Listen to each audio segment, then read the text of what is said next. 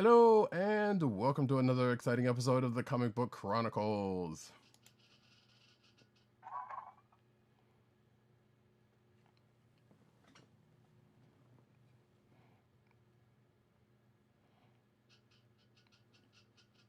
Coming to you from far, far, long time ago in a galaxy far, far away is me, your host, Radicat. You can find me at Radicat at Twitter. You can find me at News Need on Twitter. You can also find me at News Need on Twitter, like I said, and CPCaps on Instagram. South Carolina with Columbia down the way. And that sound effect you heard comes from your other host for tonight, Agent_70 on Twitter and Instagram. What's up, everybody?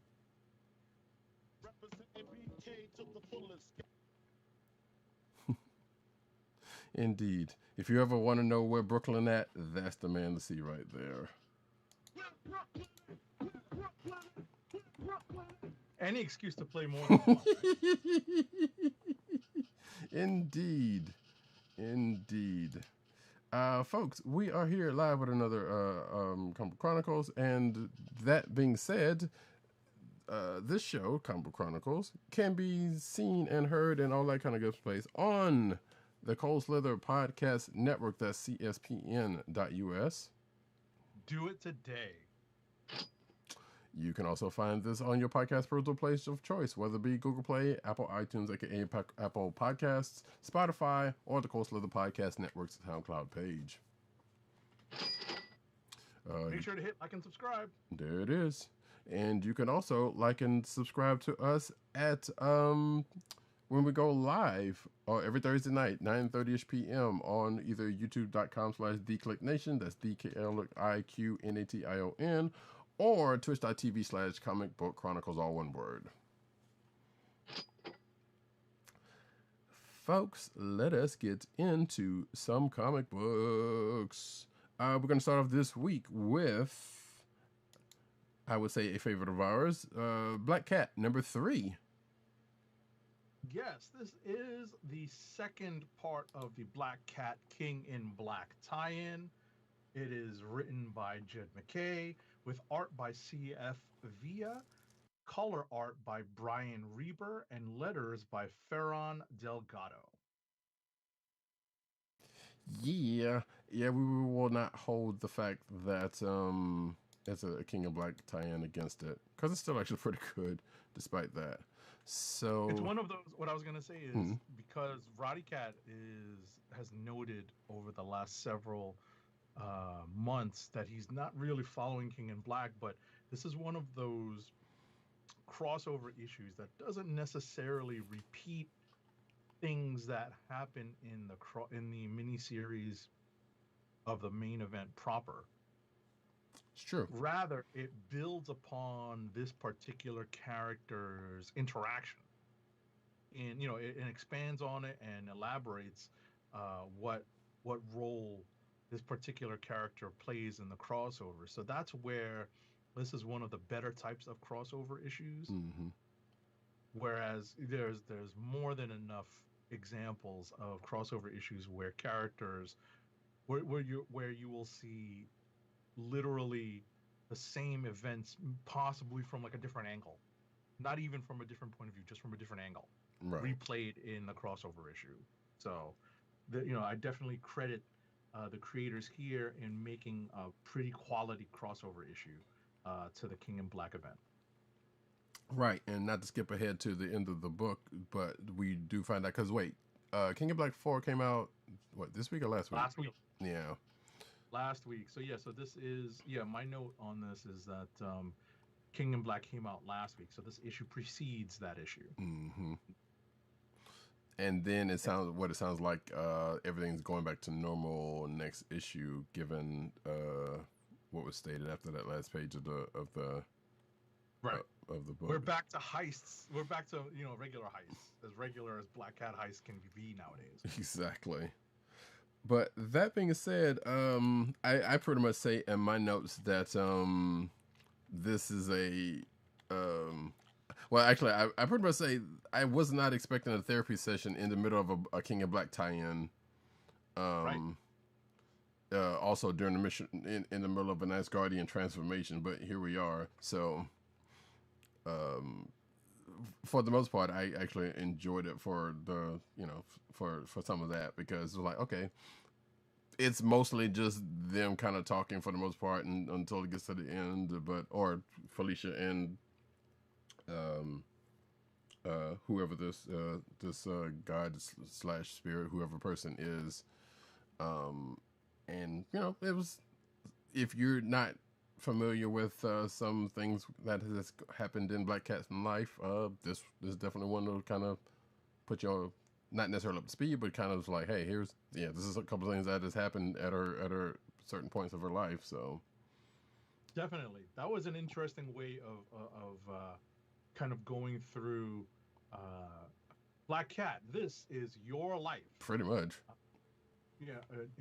And just as a quick recap, this is a direct continuation of the last issue, where there's been a piece of Yggdrasil that has kind of moved between Doctor Strange and the Black Cat over the course of several stories, and Black Cat is most definitely not prepared for the magic that's going to be flowing through her, this quote unquote wild magic, power of creation that's going to be flowing through her, and that is what takes her on this personal journey through her history. And she has to deal with the temptation of this wild magic.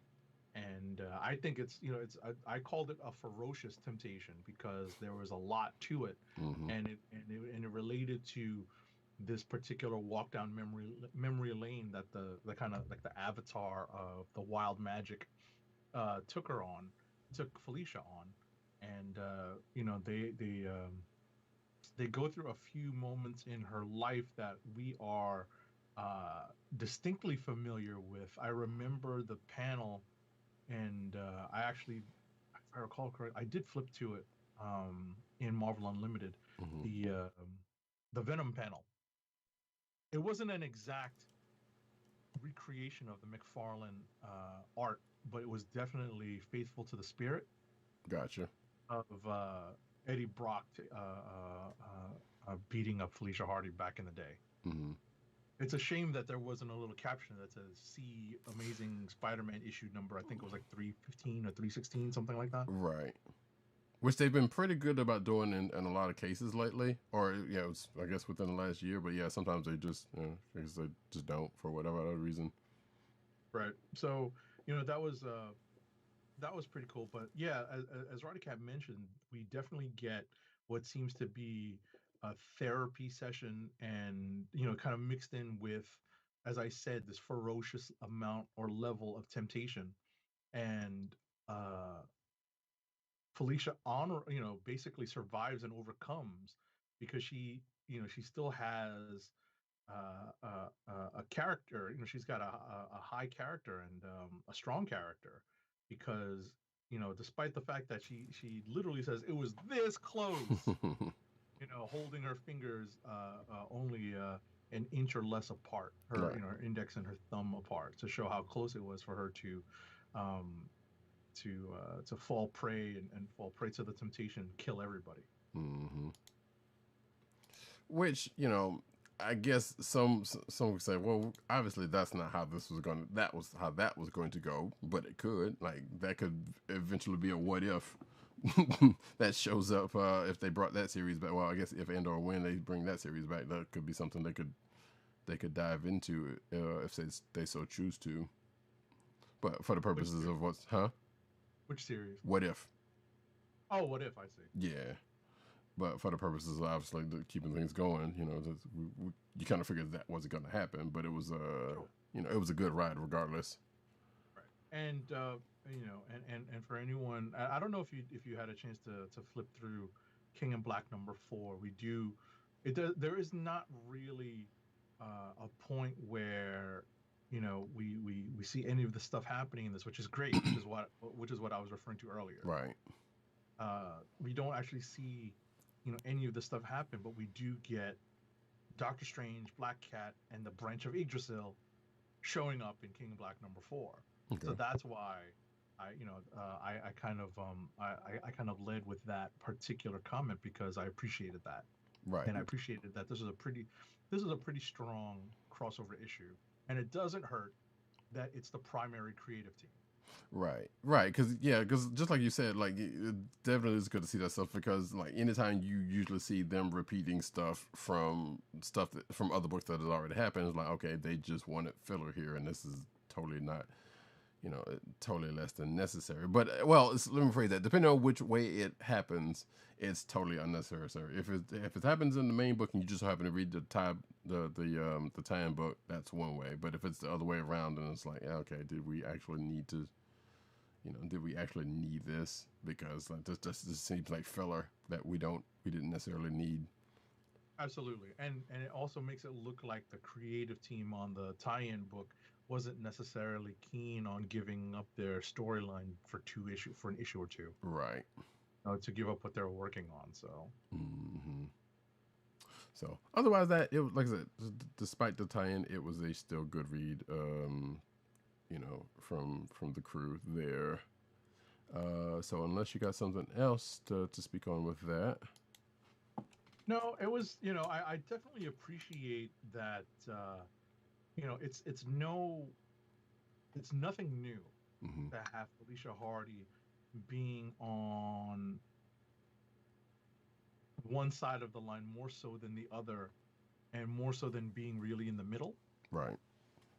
But we've always seen Black Cat kind of straying in that gray area for the most part, obviously. But it's not like they're doing that much to rehabilitate her in this. They're just exploring her character more. Right. And that's what's fun. Mm-hmm. I guess that's what kind of differentiates her from Catwoman. Interesting. What they've done with Catwoman, what Tom King has done with Catwoman over the last several years. Mm-hmm. So true. Yeah, and I guess as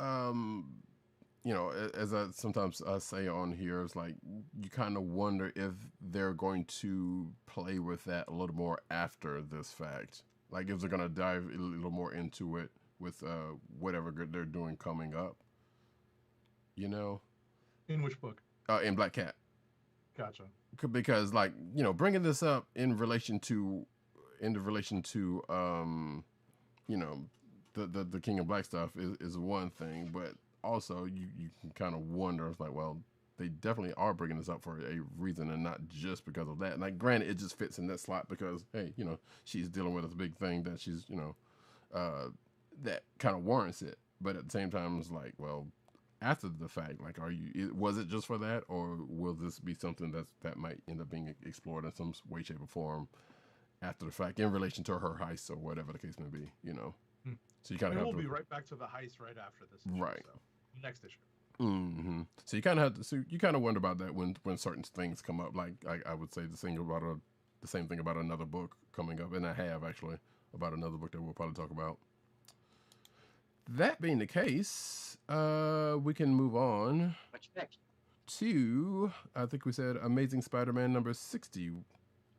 Sure. Amazing Spider-Man number 60 is written by Nick Spencer, pencils by Mark Bagley, with inks by John Dell and Andrew Hennessy, colors by Rochelle Rosenberg, and letters by VC's Joe Caramagna. In this issue, and this is the bulk of the issue, Mm-hmm. MJ figures out a way for Peter to kind of let out some of the pain from his recent trauma suffered at the hands of Kindred so he can start the healing process.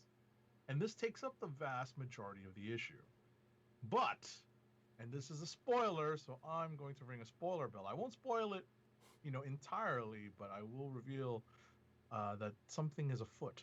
So, in 3, 2, 1... It seems that MJ has a scheme of her own, and it involves one Quentin Beck, who reappears in this book after, I guess the Amazing Mary Jane book unfortunately met its demise. Mm-hmm. And lastly, we're still in spoiler alert territory, people here. As if it wasn't already strongly hinted at in this run, we may be revisiting the One More Day storyline in earnest. Yeah. This is definitely something that we've discussed over the course of the Kindred, as the Kindred story kind of came to a head over the last few months. We've discussed this, that it does seem like they are going back to at least revisit One More Day. Right. And for sure, and even with that with who primarily has something to do with that without actually giving it away.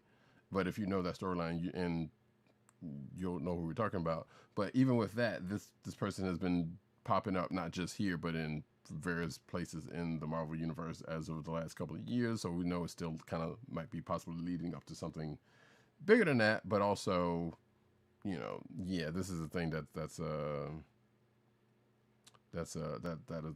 thing. And yeah, we knew as Agent 7 and I were talking beforehand. The two kind of twists that happen or seemingly twists that happen in the course of the end of this book, that which Mysterio is a part of, and this other character that shows up at the end, like one of them was kind of a bigger deal to me than the other, but at the same time both were kind of significant in different ways. Put it that way. Mm-hmm. Because I guess the Mysterio one is definitely more personal to to what's going on with the Kindred stuff, given his dealings with Kindred and and Mary Jane, and and obviously in some fashion Spider-Man, and like I said, the overall thing with this other character who I keep almost wanting to spoil the name of. But the one thing I guess to note for me is that just like Black Cat, there was also as Agent 7 kind of said, kind of a theory session going on there. But also, I feel like this is. I was about to say, this is much more therapy than what Black Cat kind of goes through. True. But also, I feel like this is the monologue. That whole like what Agent 7 said. This whole issue pretty much deals with that, and it's just like a whole issue long monologue. One would say, and I feel like that would be the same monologue that we would have normally have gotten near the end of an arc. Near the end of a big arc. In the final confrontation of the bad guy. So I'm kind of wondering if they were like, you know what, we're just going to go ahead and get this part out of the way so that when we get to that confrontation, we don't have to do that. I mean, given that, and we are still in spoiler territory, folks. Mm-hmm. Given the reappearance of Mysterio, you wonder if they're going to incorporate that into the movie that they were filming, and or a way to reach out to Kindred or to deal with Kindred at some point. Right, considering Kindred, I think, has something to do with Mysterio as well. Right, with Mysterio and that movie, actually, right. From what I remember. So yeah, you kind of wonder, and yeah, and definitely, especially with Mary Jane's part in it, there's a piece of that has yet to come out. One with her, with what she's doing, and with her, between her and Peter. So, and I feel like even with when we were talking about the Amazing Mary Jane book, I'm like, yeah, I see that not going totally well. But, it might go better than we think, and it might, Right. Because obviously, if Peter knew about it, he's going to have some issue with the fact that, her working with one of his old enemies, Mm-hmm. So, yeah, that's probably going to be a thing. But it may or may not be a bigger thing as we think it might be, or it might, who knows? Like, there's a piece of this that we're not seeing here just yet, and that I'm actually kind of curious. Yeah, I'm still sticking with this because I want to see where it goes. Mm-hmm.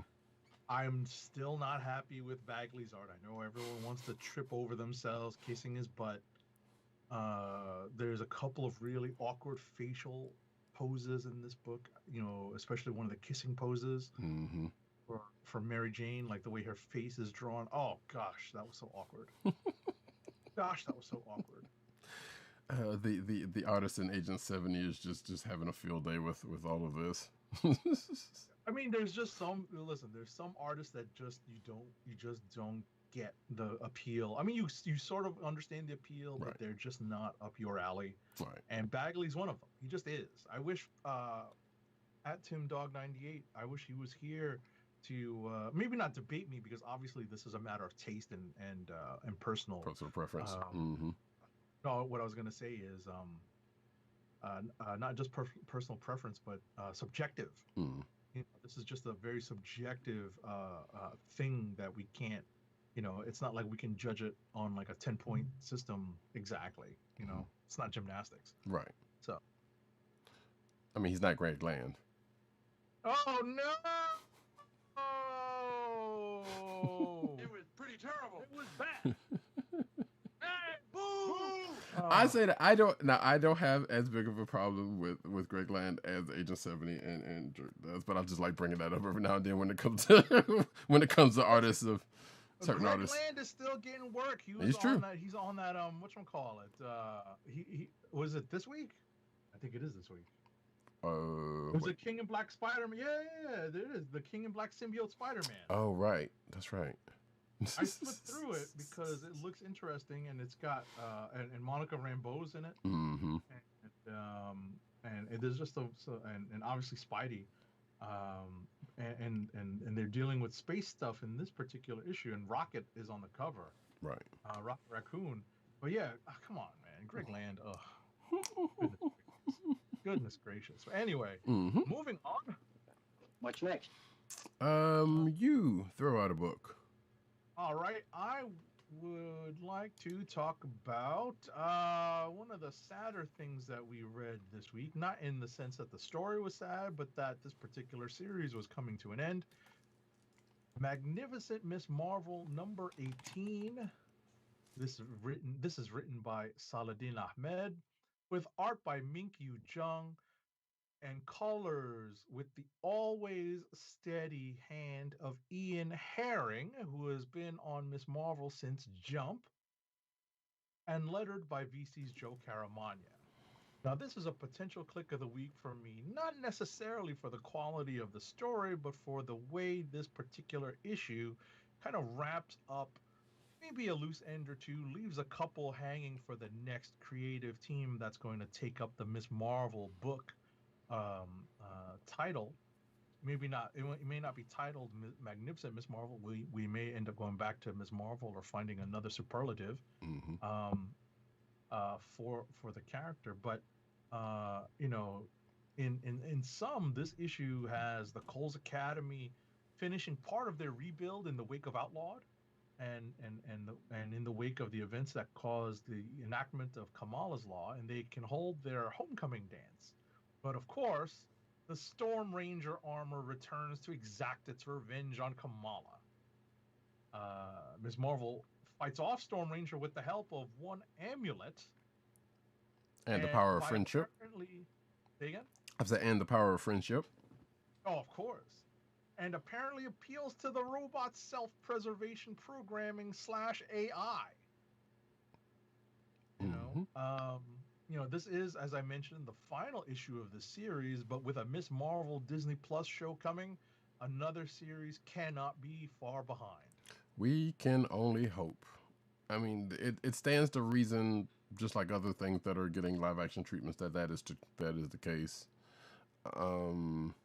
But yeah, definitely hoping. I was about to say cough, cough, Eternals, cough, cough. Yeah, exactly. I was thinking of Shang-Chi also, but yes. But definitely yes.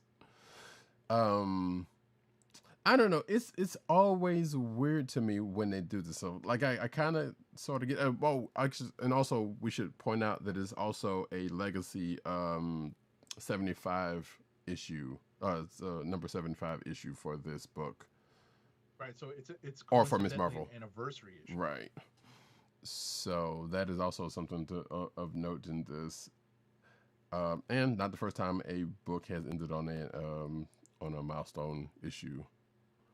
So, but that being said, like, yeah, like I want to see, like, I know we were talking before the show, like, yeah, could we don't know of anybody who could potentially take up the reins of this book. But you had mentioned perhaps maybe, you know, if she wanted to, 1G Willow-Willerstrom would come back to the book, you know, in ahead of the live action series, and, you know, kind of do something, which I would be on board with.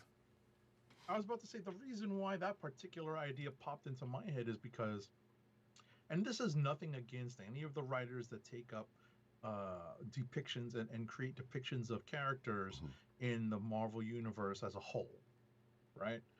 But what has been constant over the course of Ms. Marvel's, Kamala Khan's solo books over 75 issues is that the person writing was of the Muslim faith. Right. And you wonder if they're lining up another writer of that religious background, because not that that should be a requirement, but it does help inform some of the stories and some of the character interactions that happen in Kamala's story. Right. They would be able to, not necessarily relate is a weaker word than what I was thinking about, but they would be able to get the character more than someone who would not be of that faith. Right. So that's, you know, it's, you know, we don't want to say something as strong as that should be a requirement, but at the same time, it does inform how the character has been portrayed till now. But I also feel like it should happen more often. Right. But if it should happen more often in certain cases. Well, I mean, that's what consultants are for. But, you know, but I definitely understand. Right. You know? So, but yeah, yeah, what you said, I sure, but also just like, hey, having somebody that can write the book that actually, you know, can get into it, you know, or can put that into the book, you know, makes it feel more real than not, you know. Right, and it's not always a big part of it, but when it is a big part of it, that's when it matters. Exactly. So. But yeah, like I said, we're fans of Saladin Ahmed or whatever. Well, a lot of what he's done so far has been pretty great stuff, and he's still on Miles Morales' book, and he's still doing other stuff. So, you know, that's not saying he's not getting any work, and he's going to continue to, because he's pretty great at what he's been doing so far. But yeah, like I think what I was kind of leaning towards though was that, like, usually when books like this kind of end for whatever I was doing, like maybe that's pretty much all he had. Like maybe sometimes it's like the book's not really doing well, but it's doing enough to let them finish what they were doing. You know, maybe in a lot of cases that, yeah, they stop the book so they can restart it later for whatever odd reason, which just hasn't made that much of a sense. Like say Black Panther, which I guess we'll talk about in a little bit, because like they stopped it before the movie came out and then just happened to start it back up again. Right. I hate to say this, and it only jumped into my mind after you reminded me that this was the 75th anniversary issue, that they're going to restart it and have the next volume of Ms. Marvel make it to 25 and let that be the 100th issue. That sounds like something they would do, yeah. Which again, it's kind of sad. Make that, yeah. So, you know, I have the suspicion that's probably not the only reason, but that probably played a little bit of a role in it. Because 18 is a weird number to stop at. It is. I mean, you got like 3 trades out of it at the very least, but still, yeah. You're right. It is kind of a weird number to start after, or to end at rather. So. Right. I mean, it is funny that you mentioned this. Like, yeah, it's roughly 3 trades. If you go 6 issues per trade, that's 3 trades. Yeah. So, but yeah, we will see what the future holds. Like, obviously, we know that she is still in Champions, and the end of the book kind of made that known. Which, you know, we who keep up know with that. But you know, for folks who don't necessarily keep up with that stuff that hard, you know, they do say, hey, you know, Ms. Marvel's going to return in Champions, but we also don't know how long Champions is going to last either.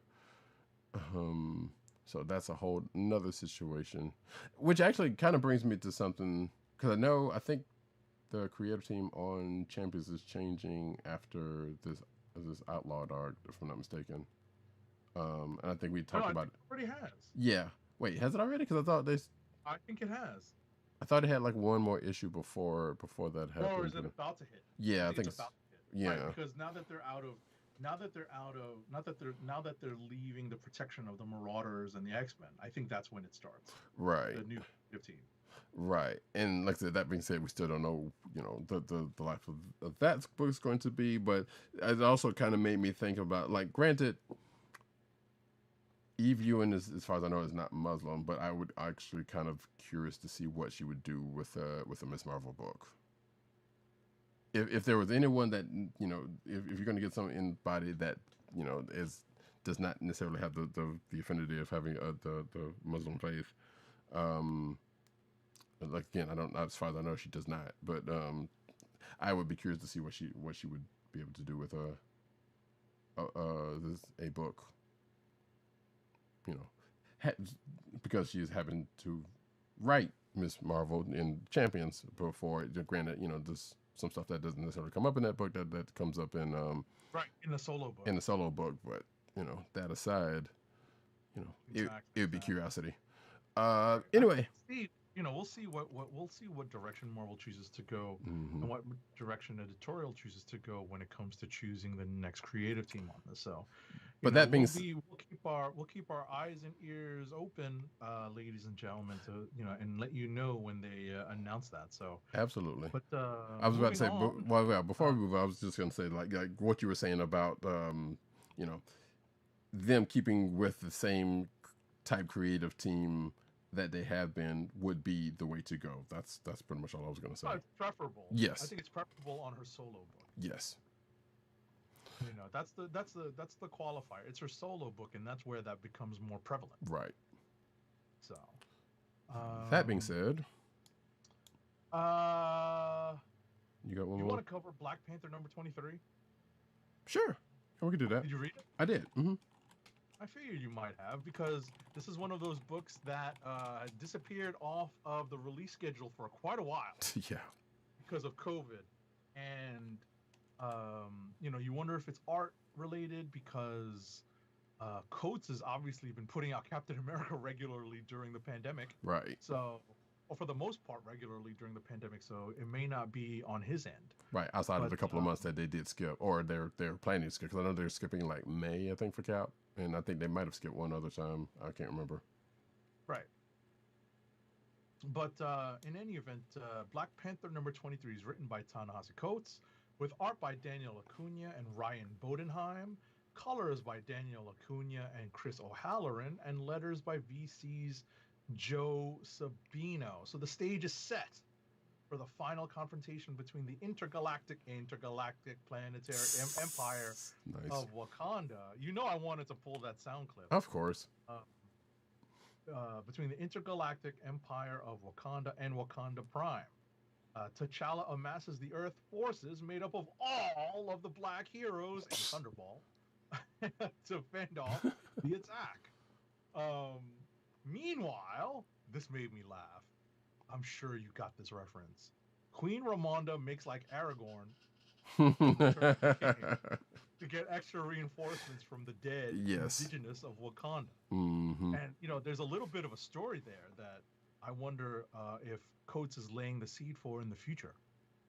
Yeah, you would have to think that that's the case, because it's been kind of sort of touched on in the past, but it was like kind of one of those things like, okay, where is this part going? But I was going to say, they're the indigenous folks of Wakanda. Are they the rough equivalent of the Native Americans, of the American Indians? Kinda, yeah. Because I do remember, I vaguely remember when that got brought up. I'm like, I wasn't expecting this. I believe so. Yeah, totally. Oh, I got to go back and check that again. I can't remember what issue it was, but I think at this point it was probably after or before this volume. Or maybe not. I don't know, because because a lot of this volume was like the space stuff, right? And I got to go back and check that out, because, and I'll finish my notes on this, and then you can have at it. Apparently, the way was shut. It was made that way by the dead. And Bast is ever the wild card in Coates' story. Right. Yeah, you pretty much summed most of it up. Like, we do get to see T'Challa. Were you mention the Aragorn play? I was not, actually, because I didn't think about it like that. But now that you say that, like, yeah, you're right. You are absolutely right. No, well, because I knew there was something to that part, but I didn't think about it that way. But so I totally saw that. Like, she's going to get reinforcements, and I was looking at the text. I was looking at the art. I was like, oh my god.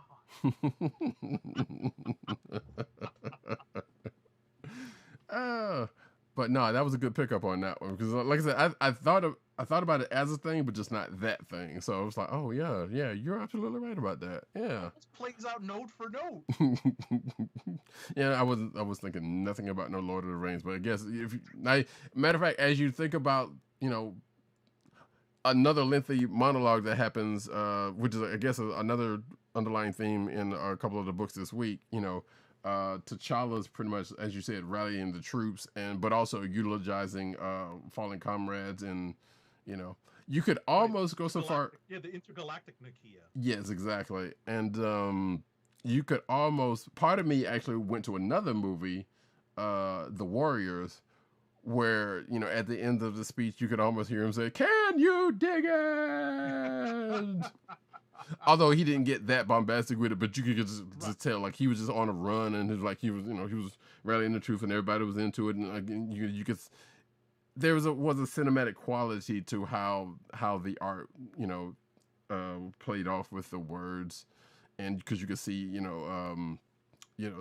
everybody that's sitting there watching the speech, and then come to find out after the speech that it was like, oh wait, there's apparently that speech was so good that other folks happened to just drop in on it also. To drop in to lend to maybe possibly lend the support. We actually still don't know about that part. Right, that whole Orisha thing. Yeah. Right. So, because that's a whole nother. Speaking of wild cards, there's a whole nother wild card situation that has kind of been there, and as you said, Bast, and they're kind of just popping back in, and like, hey, we just gonna mess this up just a little bit, right? for my own personal good. Yeah, I was about to say this is totally shaping up as was the battle of Gondor, the battle of Pelennor Fields, just in Wakanda. Mm-hmm. Lots of different factors in play and forces in play. So I'm hoping that it's gonna come out.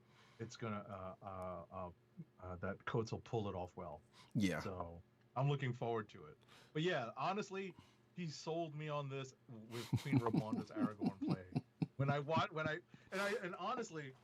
Honestly, I wish I had. Well, part of me is just like I wish I had texted you when I read this. I don't remember what time what time last night or today I read this book, but I would have messaged you and said, so Queen Ramonda equals Aragorn, huh?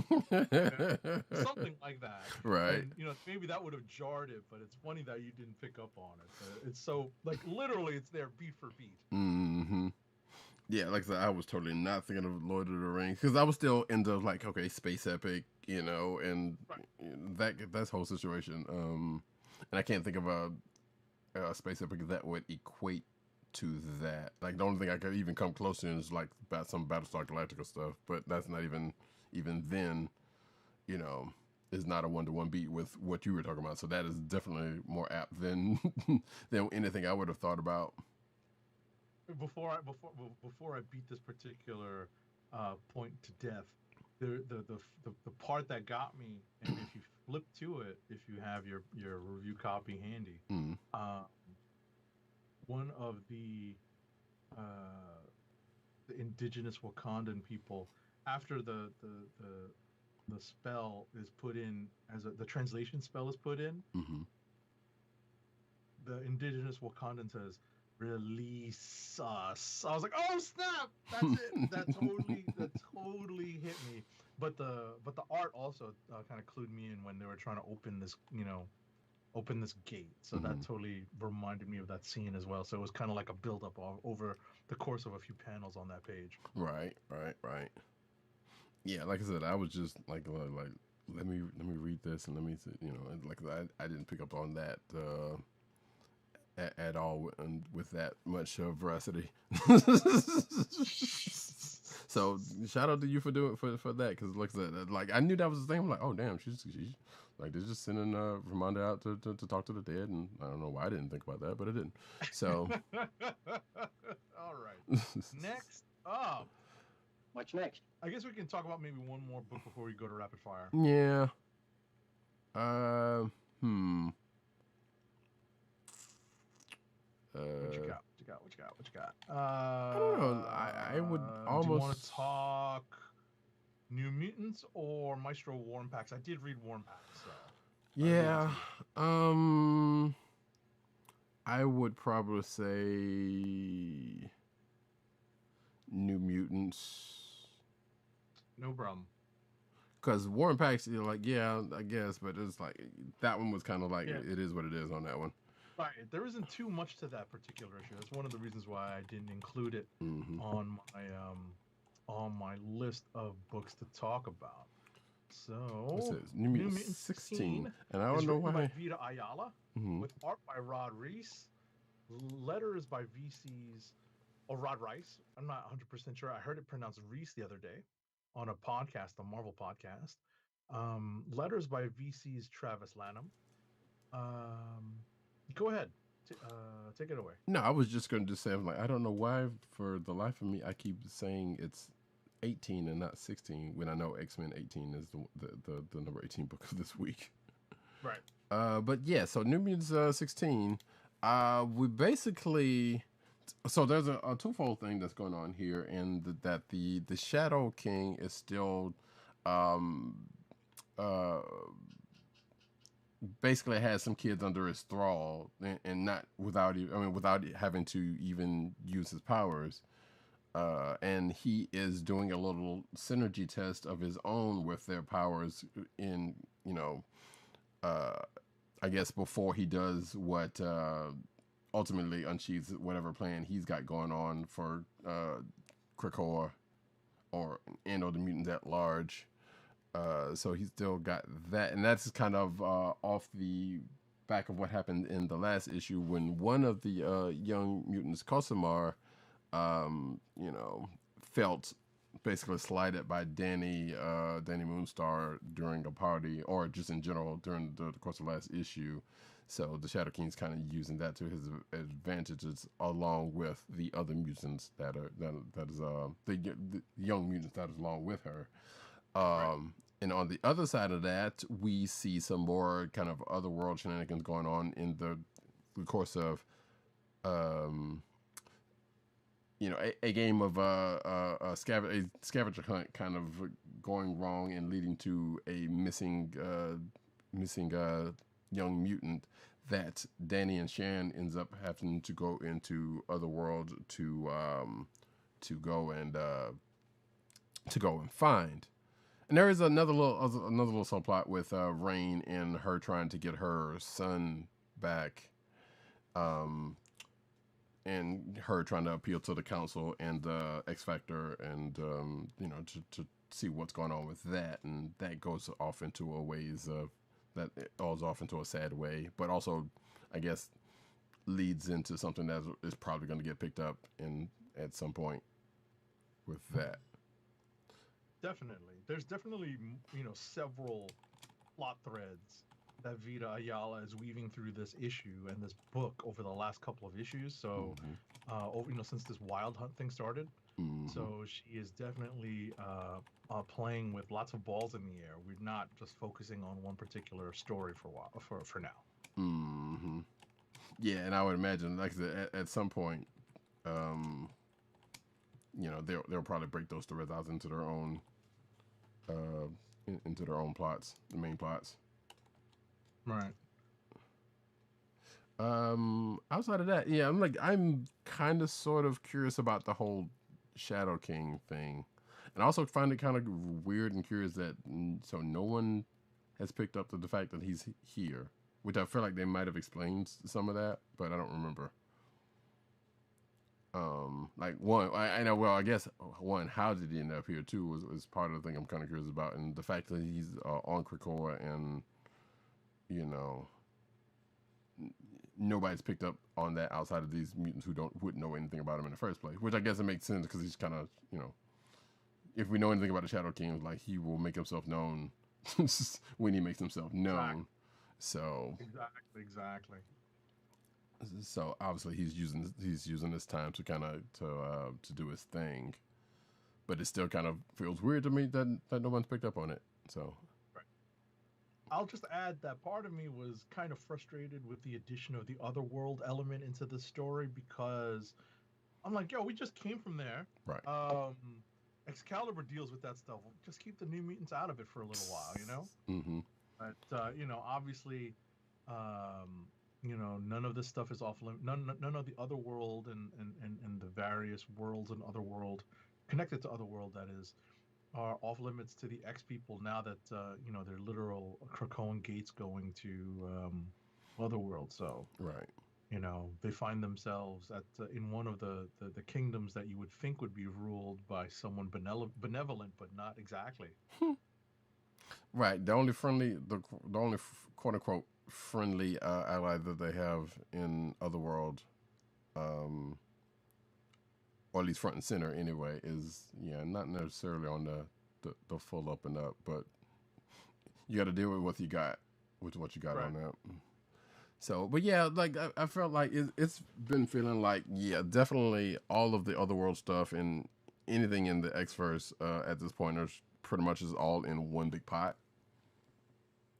So they're basically being like, any one of these books is going to touch on any of this other stuff at any given time. Because we've seen this, like, X Factor keeps coming into these other books, or the council, the council stuff that was in Hellions. So they've been basing it like, this is all almost like different parts of one big book. Mm-hmm. Like I kind of feel like that's kind of what Hoxpox in itself, in some sort of strokes, kind of made this out to be going into the Dawn of X stuff, and now that the X of Swords is finished, that kind of just added more to the pot and cementing that whole thing. To what end, we don't know, because we know the future stuff. The one thing that we know that is coming up that hasn't been dealt with yet is like the future stuff, and whether any of this that's going on right now is going to play into that.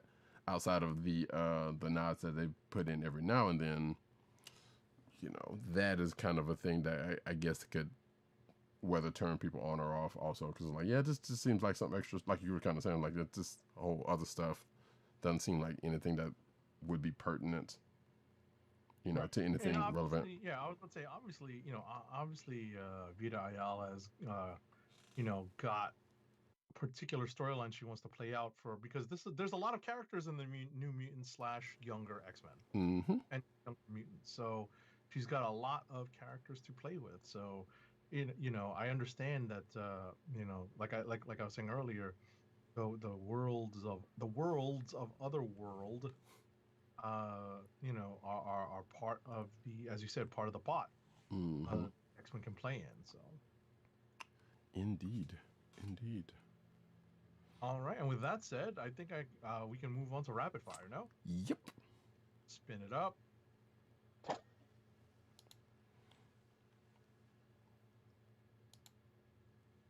Rapid fire, folks. I was about to say, I've got to find a sound effect of somebody yelling out something like "light them up" or "open fire" or something. Kind of like a back-to-back sound effect there. But yeah, you want to go first? Sure, I'll do that.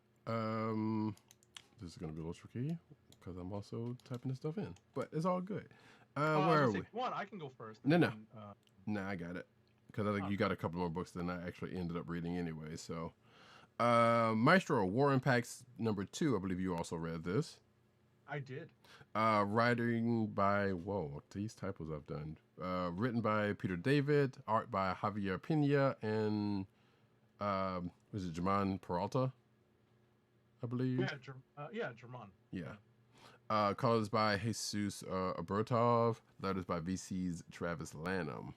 So basically, Dr. Doom ends up chatting with the Pantheon about Maestro, and the Maestro ends up chatting with the Pantheon ends up chatting with the Maestro under dubious reasons, you know. But of course, it's going to go a certain way that the Banner / the Maestro kind of picks up on halfway through. And as we noted earlier in the before we started recording, is that they do actually happen to touch on the fact that the Hulk is immortal, which kind of also plays into, in some very minor strokes, the Immortal Hulk stuff that is currently going on. And so, which we kind of knew even from that, but still, I mean, before that. Right. It's almost like, what I was going to say is it's almost like Peter David heard us asking about it, or heard you asking about it, and said, I'm going to slide this one word in here. Right.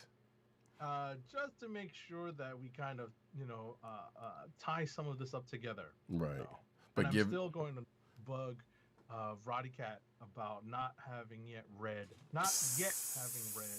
Hulk Future Imperfect, the original 2-issue miniseries written by Peter David with art by the inimitable George Perez. Yeah. I'll get to it. There was also a backup story in this that was basically Pantheon focused and set in the past, which I'm going to assume is going to come up, in the main story at some point, because they've already shown up in the main story already. Now, whether one has to do another and in what way, well, I guess we'll find out. That being said, let's see. Oh, it'd be nice if I actually did do the thing I said I was going to do. What's next? X-Men number 18, written by Jonathan. Wait, you read this also, did you not? I did read it. Cool. Written by Jonathan Hickman, art by Mahmoud Asrar, colors by Sonny Go, letters by VC's Clayton Cowles. Oh, hey, remember that mission that Wolverine, Darwin, and Sync almost called this the First Class crew, but that's not true because only Darwin was in First Class. Right. But went to investigate the Children of the Vault, whom I'm reminded from Agent 70 was a storyline that I have very little knowledge of because I wasn't reading X-Books at the time. But I do remember when they wanted to go on this particular mission. And as I say, I barely do remember all of that because it was something that they kind of just brought up, I don't know how many issues ago. Like, it was a while ago, and probably even before... Was it even before or like right at the beginning of Ten of Swords where they sent them off on this? It was before Ten of Swords. Yeah. Because this is one of the stories that went on pause, much like our lives went on pause at the beginning of the pandemic. But that's essentially what happened here. Mm-hmm. But we pretty much get what happened to them when they went in and leading up to a certain point. I know, there was one of our Earthworld partners was expecting a little bit more out of this book, but I can't say that I was. Right. I mean, I honestly didn't expect that much out of this book because this is definitely, and it probably was informed by the fact that I did go back and did a little bit of further reading because I needed to refresh my memory on who the Children of the Vault were. Mm-hmm. And these are characters from a specific story arc in X-Men. This is the 91 X-Men title, the adjectiveless X-Men title. Numbers 188 to 193. So those of you who have these back issues, you can go back and refresh your memory, or you can check out Marvel Unlimited and read those issues because that's what I did. I just flipped through just to refresh my memory because for the life of me, I couldn't remember where this Children of the Vault stuff came from. And I'm pretty sure I did not go back and check that out when they initially sent these 3 X-Men in because I knew that we were going to skip over all this stuff because of Ten of Swords. So it gave me more than ample reason to procrastinate on that bit of research. So but yeah, that's essentially my notes on X-Men number 18. Gotcha. Let's see. I'm skip those because I didn't necessarily read them. But Batman White Knight presents Harley Quinn number 5, written and scripted. Well, scripted by Katana Collins, but written by Sean Murphy and, well, I guess Sean Murphy is pretty much overseeing it, but Sean Murphy and Katana Collins, script by Katana Collins, colors by Dave Stewart, and lettering by And World Design. So, Harley prepares for the final confrontation between her producer, and Starlet, but one of them strikes first, which leads to a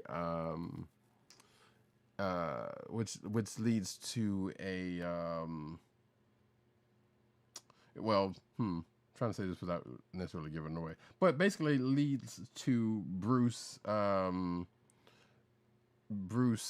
breaking out of jail, which pretty much proves that he's just as crafty, at getting out of jail as much as the people he has put in Arkham or whatever jail he's put him in. And he does so thanks to some quote-unquote help by Jason Todd, who just so happens to show up here. But that help was kind of sort of not necessarily needed, as he was reminded that if he does go in like the night that he is, he would end up adding time to his sentencing. But the issue that causes Harley in this issue some grief is coming under the guise of a fire in her building, which was set by one of said villains, and also leads into a sad moment at the end with someone that is with someone that is close to her. No doubt, possibly fueling, what's going to go into the final act. So that being said, I still recommend this book. The Batman White Knight miniseries have been some great stuff, even though it is Elseworlds stuff. I've still been enjoying it, and this book has been no exception in that. And the final 3 books that I have, I'm just going to say they're all out. I didn't necessarily get well, actually, I take it back. No, I got one more book. I'm sorry. I did actually skim it. The Next Batman Second Son number 1, which is a digital first book as of right now, and it's written by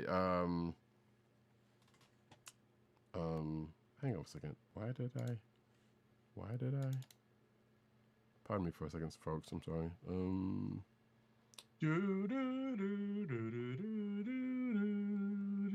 Okay, that's what I was like, what in the world did I do that? So anyway, written by John Ridley, who, as we know, is writing the Future State Batman book, or who is the same character. Written by John Ridley, pencils by Tony Akins. I keep wanting to say Akins. Breakdowns by Ryan Benjamin. Inks by Mark Morales. Colors Rex Locus. And lettering by Darren Bennett. So basically, this is a pre-Batman. Looks like a pre-Batman mission. Without going too far into it, that brings Tim to run into the Grifter at the end of this. So he's pretty much on the mission to save someone, but at the end it looks like the Grifter may or may not have something to do. Which the Grifter also we have seen in Future State also, and this book I think pretty much takes place before the events of Future State, and I'm going to assume before Tim Fox takes the mantle of Batman. So if you're interested in that, you should definitely check that out. I was actually, I need to actually go back and read it, but it was a good, from what I saw that I skimmed through, was actually pretty neat, interesting. And the other couple of books that I have, I didn't get a chance to read it, but I just want to say, hey, these books are out, and you should definitely might want to check these out. Marvel Voices Legacy number 1. I'm not sure why it's labeled number 2 in our issue, in our books, But these are some the Marvel Voices stuff has a series of like mini stories surrounding some various characters in this particular case, and I think we have kind of talked about this last week. Mostly black characters in this particular issue. Despite the fact that Jubilee is front and center on the cover. This is the cover I was talking about. Yes. Was it last week? Yeah. Yeah.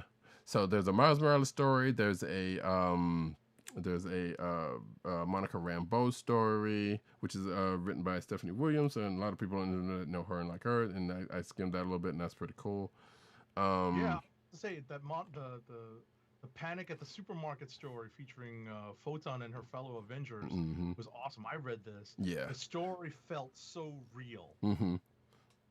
So if you like that, you should definitely check out some of her other stuff. Like she has a Patreon where she's doing like other little stories or whatnot. Like she has got a living single style story with Monica Rambeau, Storm, and a few other people that she's doing on Patreon. It's some pretty cool stuff that she's sometimes you can see some panels of if you enjoy this. So yeah. I've enjoyed some of the stuff that I've seen coming from her, and I'm hoping she gets to do some more stuff out of this with Marvel going forward. And there's also a Domino story, which is actually kind of interesting. I'm actually slightly surprised they didn't go. Wait, was that actually Greg Land art? Because I remember seeing some Greg Land art to where that makes her look a little bit. I'm just saying. But it's not. It is not. But I do remember seeing a Domino story where Greg Land did the story and she looked more like Whitney Houston, which he has a tendency to do with certain characters like Monica Rambeau. No, this is Ken Lashley. I know, but I'm just saying, like, when I first kind of skimmed that part, it was like they kind of look like it, but not really. Mm-hmm. So definitely check it out. Like I said, there's some good stuff in there, and I can't remember. Oh yeah, the last story I think it's a Blade story. Right. With it was nice to see. I was gonna say it was nice to see Chris Cross doing some Marvel work again. Mm-hmm. He was working on the symbiote, the Venomverse story. Right. That comes right after the Domino story.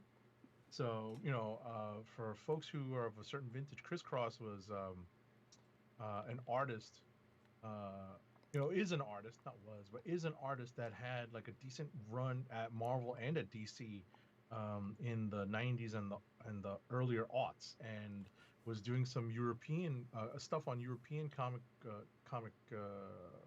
anthologies, like larger pieces of comic book work that were published in Europe. So it was nice to see him back doing some Marvel stuff. Right. And not to be confused with the 90s rap group. Right.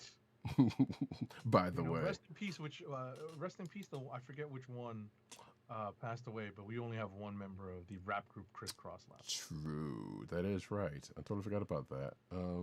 But yes, definitely that.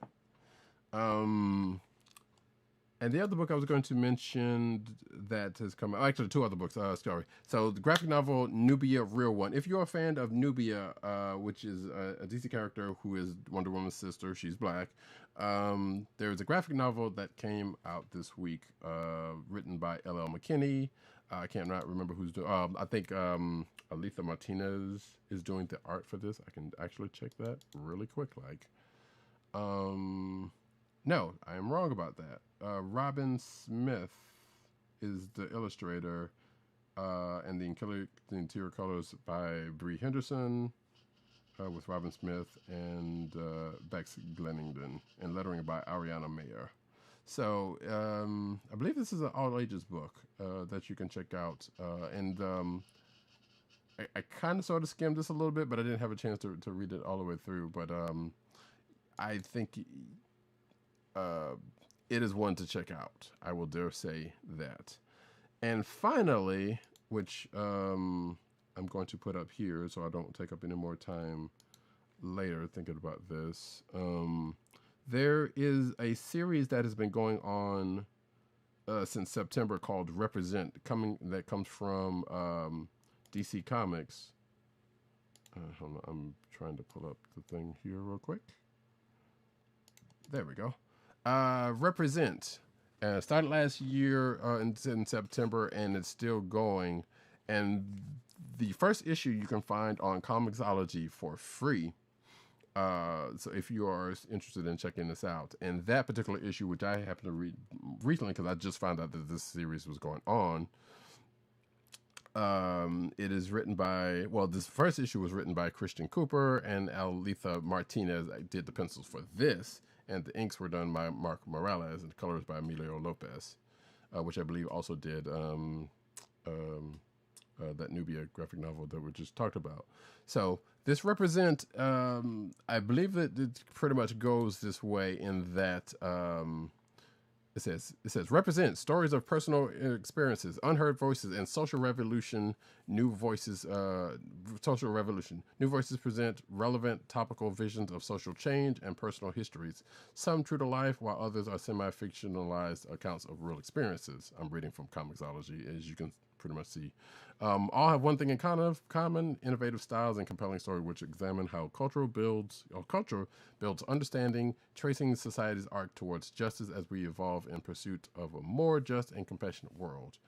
That being said, the first issue does, I will say the first issue does come with a warning, or should come with a warning, because if there is some real world images, let's say, that got brought up during the course of that story, which has to do with this young guy who gets a pair of binoculars from his granddad that are purported to have mystical powers of sorts, and he comes to find out that part is true as he goes through his day, but also comes across some real world racism as he's going along using these binoculars.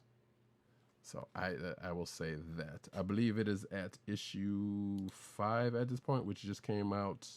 Oh, excuse me, no, it's different. This is yeah, it is issue 5 that just came out this week, which is called "My Grand Is a Hero," and there are like different stories that are represented in these in each issue. There's these one per story, one story per issue, I should say. So definitely check that out if you are so inclined, and you should, because there's actually some good stuff in there, especially if you're looking for stuff for, you know. I hate to say it because it is the just the fact that it's Black History Month, but you know, more stories like this need to be mentioned a lot more often than just this month. And this particular series has been going on since September, and I'm not sure how long it is going to be going on, but I know there's a couple more issues coming out in the next couple of months. That being said, I believe that is it for me. All right, so I will run through my books. First off, crossover number 4 at Image. It's written by Donny Cates with art by Jeff Shaw, colors by D. Cuniff, letters by John J. Hill. So Cates is definitely crossing over with his own characters, as I mentioned in my talk about the last issue, number 3, with the paybacks, as well as using, spoiler alert, Madman. You know, this was revealed at the end of last issue. As the story continues, we even get a crossover with God Country. So we're going through all of the Donny Cates stuff. Nice. All right. Next up is Marvel's Snapshots, Captain Marvel number 1. This is the one of the several books that are under the Marvels banner. You know, books curated by Kurt Busiek, the writer of the original Marvels miniseries. You know, and Alex Ross provides the cover to this book. This issue is written by Mark Waid with art by Claire Rowe. Excuse me. Colors by Mike Spicer and letters by VC's Joe Caramagna. A teenage super fangirl with a big thing for justice named Jenny Saito, who is a little younger than Kamala Khan, gets caught up in an Avengers mission when Ms. Marvel was still an Avenger. Both Kamala and Carol Danvers each have a chance to relate to Jenny their respective experiences growing up. Next up is King in Black, Return of the Valkyries number 3.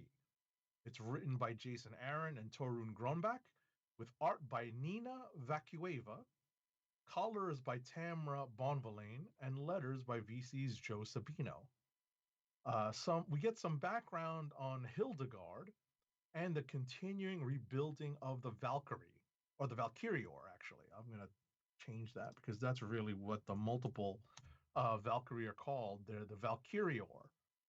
The name of the new / old Valkyrie is apparently Van Landi. This is the character that strongly resembles, or at least is meant to, maybe not strongly resembles, strongly is a little too strong a way of putting it, is meant to remind us of Tessa Thompson. And her quest to reclaim Yarnbjorn is in furtherance of a particular goal. Brunhild, the original Valkyrie that we all know, has started Jane, Danny Moonstar, and Hildegard on a quest to help defeat Null. So obviously this is a King in Black tie-in. It is, in fact, titled King in Black, Return of the Valkyries. Next up is Wolverine number 10. It's written by Benjamin Percy, with art by Adam Kubert, colors by Frank Martin, and letters by VC's Corey Pettit or Petite. Wolverine and Maverick escape the merchant's clutches, but find themselves on the run from the CIA. The CIA recovers one piece that was being auctioned off. The old Team X takes out a collection of old super equipment and artifacts as part of their effort to stop this tech from falling into the wrong hands. Maverick may not have Krakoa's best interests in mind, as we see at the end of the book. Question real quick. Yes. Do you remember the Wolverine storyline Enemy of the State? Yeah. Does that have anything to do with that, by chance? You mean when he was brainwashed by Hydra? I guess. I don't remember the story. That's what I'm saying. I was like, I remember hearing about it, and I think I don't know if I ever read it, but I was like, I don't know if it had anything to do with actually being in Enemy of the State, and since you mentioned the CIA or not. No, the CIA stuff is more like Krakoan related. Sure. You know, like remember the X desk? Yes. X desk. Gotcha. Okay. So that's where it seems to be coming. That's the part of the greater X-Men story that seems to be related to this. So. Gotcha. Let's see. Anything else? No, we did X-Men number 18. Last but not least for me is Future State Dark Detective number 4. It's written by Mariko Tamaki, with art by Dan Mora, colors by Jordi Belair, and letters by Aditya Bidikar. This quote-unquote possible future of Gotham City and some strong hints at where the current story has some strong hints at where the current Batman or Detective Comics story is heading. Actually, Detective Comics is the book that Mariko Tamaki is taking over. And it reaches a crescendo in this issue with a cliffhanger ending. So this is the ending. So this is meant to be a quote-unquote possible future. So we're probably seeing strong hints of where Tamaki is going to take the story in this 4-issue miniseries. So the Future State stuff still kind of has me questioning, the timeline-wise. Because obviously it's a possible future, and there are some stories that are like flung off into the future and stuff that are, just kind of quote-unquote a current future. A current possible future. Right. And then of course we know there's some stuff coming out of and there's actually like Batman Superman, which also came out this week, which I intended to read also as opposed to this, in addition to this, pretty much takes a place seemingly at the beginning of Future State, like before things happened. Or before some things happened. Okay. At least that's what it seemed like, because I don't know, it's like there are certain things that happen at various time frames in the Future State, which is kind of weird, but at the same time, it's like piecing it together has been slightly interesting in certain respects, but kind of a chore in others. Like we've said in passing, the most coherent stuff has pretty much been the Gotham stuff. Yeah, because that seems to be the stuff that's happening in the near future. Right, or as the current. The quote unquote the current time in the near future, whatever, as if that makes any sense. As near to I was about to say as near future to as near a future to where we left off Right. before this 2 month event took place. So come next week, I believe. Well, no, we're definitely done with Future State, I believe. I believe so. Yeah, because it was only 2 months. Yeah.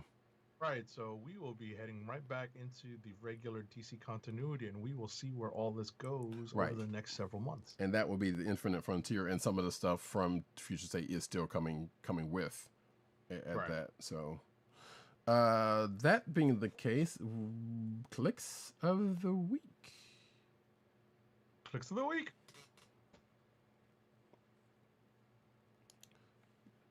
And them dudes didn't actually say anything, but yeah. So okay. No, I mean, it was kind of like, it wasn't like a week. It wasn't like a poor week. Mhm. It was just, part of me, I'm sympathetic with what Tim Dog 98 told us in the back channels. I definitely had some favorites, though. Don't get me wrong. Right. Yeah, there's some good stuff. It's just like, sure, stuff we kind of knew was already good in the first place.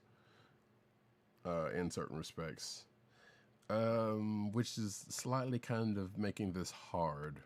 Like I'll give you my three candidates right now. Hit it. So my three candidates are kind of what you would expect, and one that's been a little bit of an outlier for me. That one that would be an outlier for me because I admit that it's been kind of hard keeping up. So the two that are kind of easy to predict are Black Cat number 3 and Magnificent Miss Marvel number 18. The outlier for me is Black Panther number 23, and it made my top 3 because of the Aragorn play. So yeah, I'll tell you that brought me much joy reading that book. I was like, oh snap! So those are my 3. I'm pretty sure I'm gonna go with my initial reaction, which is Black Cat number 3. Yeah, I am pretty much leaning that way also. But I kind of agree with your picks or with your potentials. Candidates. Yeah. I do wish I had read more into that Marvel Voices, because that one would probably be one of them based on the strength of a couple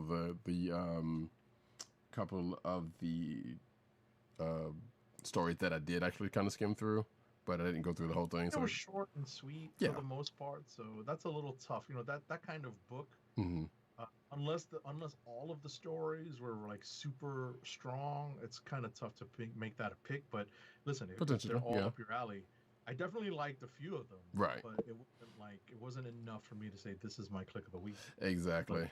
Like I said, that supermarket one was right up my alley. I was like, that hits me very close to home.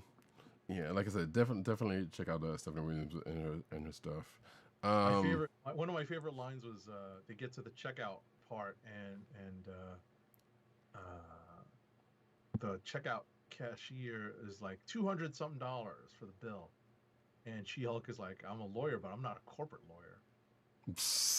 And Thor's like, I'm the god of thunder, but I can't make it rain like that. I was just like, oh my god. Yeah, definitely. And follow her on, I think it's Steph_I_Will, something like that. I believe that is her thing on Twitter. Definitely follow her, because sometimes I follow her. Yeah, so definitely give her a follow, because a lot of, she will have some non sequiturs of you can see where some of this stuff comes from. Let's put it that way.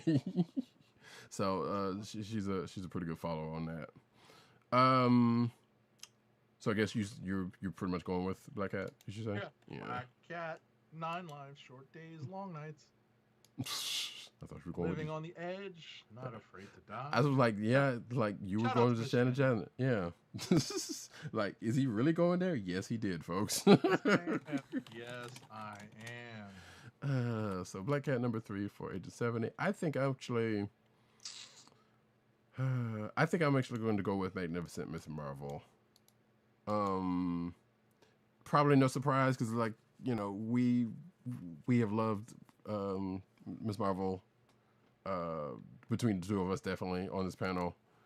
And it's been consistently good, definitely, alongside the likes of Black Cat, and and Black Panther was also good too. Usually. But definitely like those that the Black Knight was. Every time that Hollywood Quinn book comes up, I always say something about that. So there's no need for me to really go on that too much more.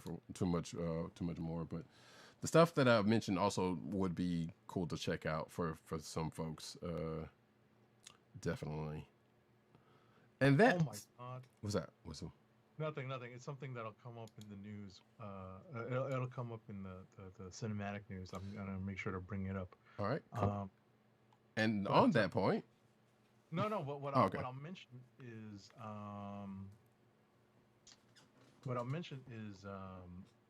oh man, I just had it on the tip of my tongue. Oh, don't worry about it. I'll let it go. Yeah, if it comes up again, bring it up. Okay. So now we are going into the news section, but first, an ad read. Our first ad read of the night is for Wink, the personalized wine club. Wink is a world of wine delivered right to your door. From rosé to cabernet to torronté, Wink has over 100 styles of wine to discover. Ever try an orange wine? Wink connects you to a world of exclusive wines tailored to your tastes and delivered directly to your door. Wink delivers 4 bottles of wine to you every month with free shipping. You can pick your own bottles or let Wink choose and match to your taste. It doesn't cost a thing to become a member, and you can skip or cancel anytime.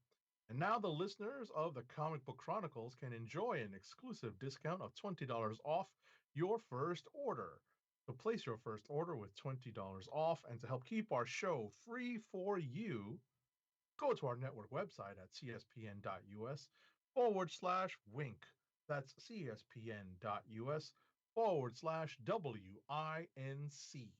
Wink wines through CSPN. Do it today. And now we get into the news.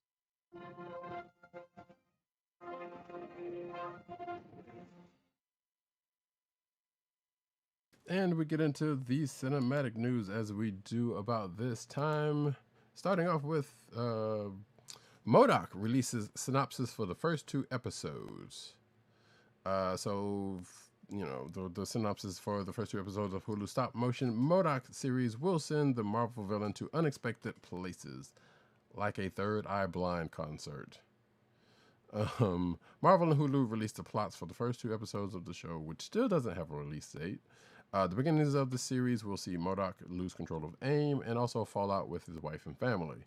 To fix things, he'll go to any lengths, and you can check out the synopses in the article in the show notes. Next up. All right, next up, I guess it is now officially, not yet officially actually, one more. Sonic's Ben Schwartz wants to play a surprisingly obscure Marvel superhero. Ben Schwartz, perhaps best known to younger fans as the voice of Sonic in the Sonic the Hedgehog film and Dewey on Disney's recent DuckTales series, has an interesting idea for what obscure Marvel superhero he would love to bring to the Marvel Cinematic Universe. Slapstick. Okay. Yeah, I'm sitting here like, yeah, that's a deep cut. Okay. But hey, there you go. I guess it makes sense. He's playing Sonic, so why not? Move right along though. Now we get into the WandaVision portion of the news section. So, folks, there will be spoilers. If you're watching this in the audio, or if you listen to this in the audio, there's a spoiler tag at the beginning of the show. But we're still gonna let you know. Ring the bell anyway. Yes, but we're still gonna say, hey, spoilers, folks, because we're about to run through it. 3, 2, 1. Well, first off, in the news section, episode 7's opening credit has this touching Stan Lee Easter egg, which I saw, but I didn't put together. So apparently, someone on Twitter caught there was a license plate that comes up in the opening credits that has Wanda on it and some numbers above her name. These numbers apparently seem to represent Stan Lee's birthday, as some person on Twitter caught sight of, which is 12/28/22, which is December 28th, 1922. And this article notes that Stan Lee died a couple of years ago at age 95, which still kind of hurts. And then it says this Easter egg is a touching way for Marvel Cinematic Universe to include him, even if it's not a traditional cameo, if that is indeed what they were going for, which I have no reason to believe wasn't the case. Next up. Next up, WandaVision episode 7 has a mid-credit scene, and I'll just say that because we're probably going to bring it up when we're talking about the episode in general. Mm-hmm. But it's mid-credits, so it's not, you have to get a couple of credits first, and then you get the mid-credit scene. So for folks who have not yet watched WandaVision episode 7, and we did ring the spoiler bell, so you probably fast forwarded past this, but in any event, just in case, there is a mid-credit scene in episode 7, so you need to be patient when the credits come on. Yeah, which if you have been conditioned like most of us have, like most of folks have been during the Marvel Cinematic Universe, you probably were already doing that anyway, just for, at the very least the first couple of episodes, because like, I'm not gonna lie, I did that. I think a lot of people did, and then it seemed like they were gonna they were going to forego it, but then they okey-doked us, and next thing you know, episode 7, right? Just a few episodes before the end of this particular season, we get a mid-credit scene. Mm-hmm. So, and I think I was still doing it until now that I think about it. Whether intentionally or not, it was like, let me just hit the watch credit scenes just in case. But also, I feel like the way Disney Plus kind of has it set up, they would have like the watch credits or skip to the next thing, when it was safe to do that. And if I remember correctly, it doesn't do that until actually I don't know if it does that or not, because it might actually do it before the in the credit scene. I would have to go back and check that out, but it's not worth doing. Right, I was about to say it depends on the movie. I know what you're talking. I know what you're referring to, whether or not they automatically boot you out into the watch next, or if they let the credits kind of scroll in like a smaller screen. Mm-hmm. Smaller window, that is. Right. Yeah, that too also, but I'm just saying, just in general, either skip to the next thing or watch go ahead and watch the credits. It's the thing that they sometimes do. So it is kind of interesting that I feel like they held off on them, but I don't remember if that was the case or not, honestly. Next up though, so now we're going to get into the meat of it, and I guess, let me see, we got let's say one more after this, and then we can get into, actually two more, and then we can get into the meat of it. But this was pretty much where the meat would come in on it. So WandaVision's 7th episode answers 2 big questions, but introduces 2 more. I'm not necessarily going to go into this too much, because we're definitely going to just talk about the episode in a minute or two. But there was definitely a couple of big things that happened, and if you're watching the video, one of them you can see, one of them you can see on the video. So next up. All right. Last week, you missed episode 7's most ominous message, if you blinked. So during the office-style opening included a threatening message that soon vanishes. Let's see here. So instead of featuring the entire cast of characters on WandaVision doing mundane things around Westview, similar to The Office's opening, which is what it was inspired by, this week's opening is just about Wanda Maximoff. What you do get, though, is the opening features the name Wanda repeated multiple times in different styles, with Vision only being included in the final title. Along with the switch, there's something else off about the opening. And I did see this. Mm-hmm. While the name Wanda flashes across the screen at the 17-minute mark, her name is spelled out in magazine clips resembling a ransom note. In a blink and you'll miss it moment, the camera then reveals the rest of this uneasy message, which reads, "I know what you are doing, Wanda." Yep, and if you're watching the video version of this podcast, you can see that being flashed up right now. So that being the case, last but not least, on before we get into the recap of the episode, a big WandaVision Easter egg may tie into Loki, and that has to do with the commercial that comes up mid episode apparently. So it says here that almost every episode of WandaVision is included a commercial break that seemingly ties into Wanda's past and the grief she carries around. In the latest one, however, the show appears to reflect her current state of mind with an ad for Nexus and antidepressant. And we'll probably go into this a little bit more also, but, and, you know, because I will go ahead and say here's this. Yes, Scarlet Witch is the Nexus being. She's pretty much the one that ties the Nexus together, and that's been going through a lot of people's theories at this point. So, and this commercial is pretty much cementing possibly some of that. But according to this article, which also mentions that she's a Nexus being, and what we come to find out at the end of this episode with who could potentially be behind it, this also points to the fact that the TVA, the Time Variance Authority, who, if you've watched that Loki trailer, you know that's going to be a part of that. Then one theory is suggesting that Loki will pretty much cut a deal with the TVA for his freedom in exchange for helping them repair or close broken timelines. So if that's the case, this would allow him to travel in any point in time, including post-Avengers Endgame New Jersey. Which kind of sort of lends to my theory that Loki may have shown up during the course of this show as someone else, because we know he has the ability to do that. And I know I've told Agent 70 my theory about that after the show, which I won't necessarily go through here. Because we're also a couple hours away from a new episode dropping. So there you go. Right. Oh, yeah, and then they talk about that big Mandalorian thing, but we won't need to go into that. Now, before we go to the rest of the news, we will go into a recap of episode 7, WandaVision. We have one more WandaVision story, and it's just a minor. Well, yeah, that's a minor one though. But yeah, go ahead. You know, it's just a modern. You know, this episode is based off is inspired by Modern Family, which, as I mentioned, and it'll lead right into our review of the show. Mm-hmm.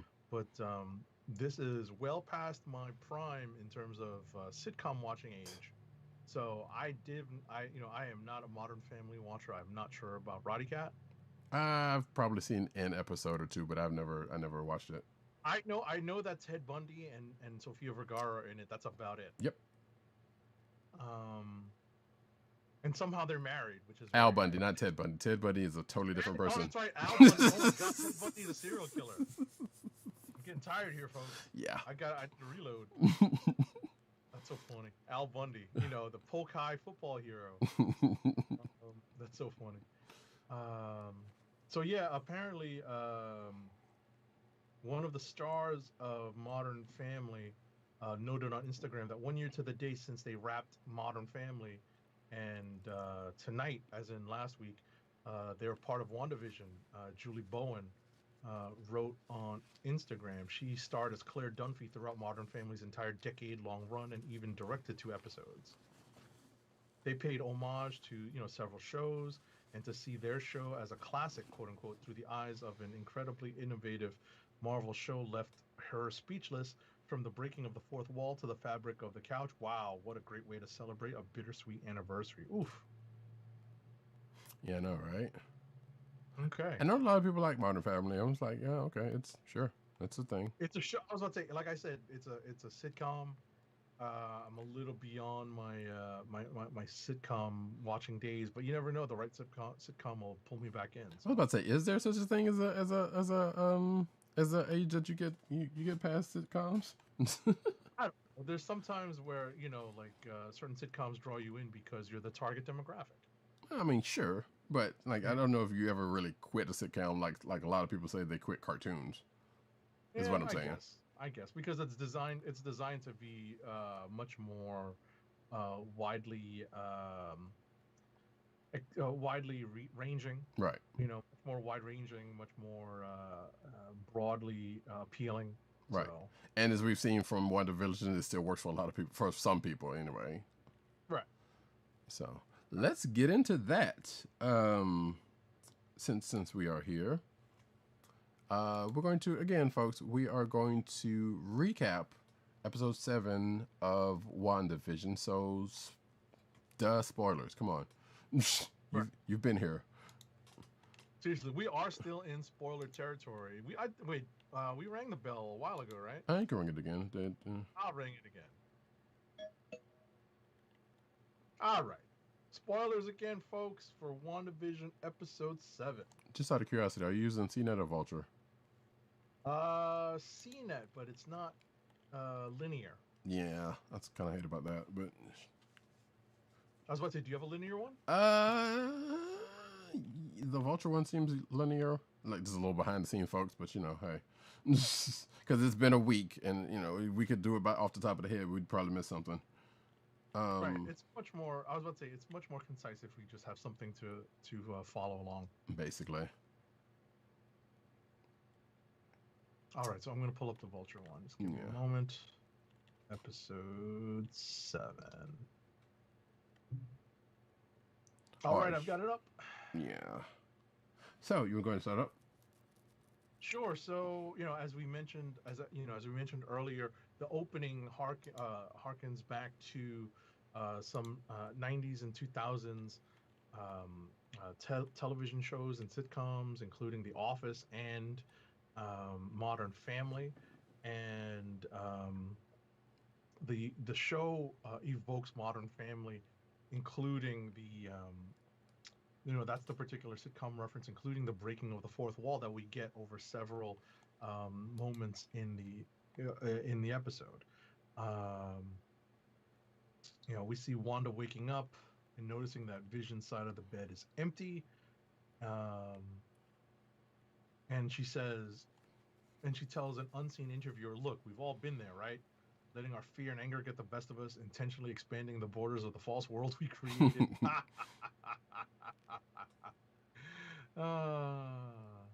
So Tommy and Billy come into the bedroom and say and tell Wanda that their game is freaking out, and we get a flashback to the kids playing with modern video game controllers that suddenly warp into Atari 2600 joysticks, then into Uno cards.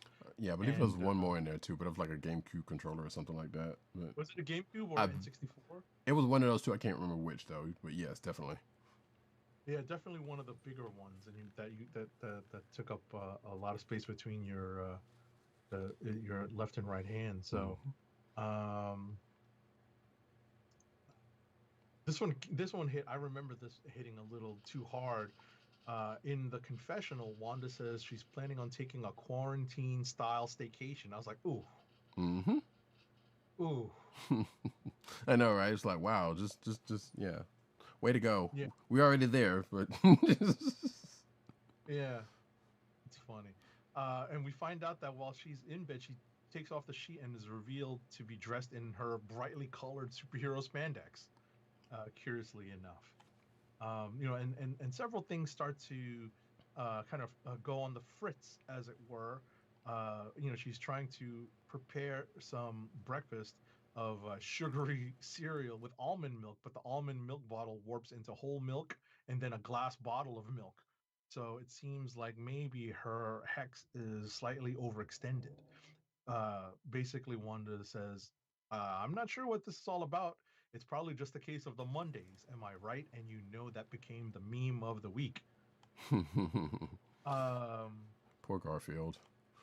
Exactly. So we get the theme song, and the next thing we have is we head back to we go back to the now further the Sword mobile headquarters, which is now located further out from where the previous Sword mobile headquarters was transformed into a circus. Right. Thanks to an expansion by Wanda of Westview. Exactly. So apparently the signal of the sitcom has gone dead air, and it looks like Hayward wants to make a move. He says, "We launch today." Um, Meanwhile, Vision is on the ground somewhere, waking up, and we find him on the grounds of that traveling circus that the previous Sword headquarters had turned into, filled with clowns and sideshow types. The strongman asks, "Are you the new clown?" In a nod, perhaps, to the fact that Superman, the first modern superhero, was partially modeled on circus strongmen. Um, Vision sees Darcy, who's chained up as an escape artist. So right here is worth notice that unlike everyone around her, she is largely unchanged. Within reason, like, yeah, her clothes changed a little bit. I mean, her clothes definitely changed, but nothing about her nothing else about her appearance really changed, thankfully. So that is kind of one thing coming out of the last episode we were kind of wondering about, because we never did see her change into a different person like we saw pretty much everybody else who got caught up. So we weren't really sure how that was going to work out. Exactly. Her clothes change, and her, obviously, her mind changes somewhat, Right, because she's now an escape artist. but she still keeps Although her. she does say that she tried out for the bearded lady, but her alabaster skin wouldn't pass. Right. So basically, her personality still also hasn't changed, even if her parts of her memories did. Right. All right. So let's see here. Back in Westview, Wanda asks Tommy and Billy if they've seen their dad, and they say no. And they also talk about Pietro and his claim that the Vision is dead, but Wanda kind of snaps at them and says he's not their uncle and therefore should not be trusted. She tells the kids that they want her to have answers she can't provide, and that she's starting to believe that everything is meaningless. So it was a little weird at that point. I definitely got some weird vibes. Right. You could definitely see Wanda's kind of going through some depression. Obviously, at the beginning of this, and it's showing itself a little bit more at this point. And also worth noting that, yeah, even though Pietro's got brought out, he doesn't show up anywhere in the course of the main part of the episode. Right. So,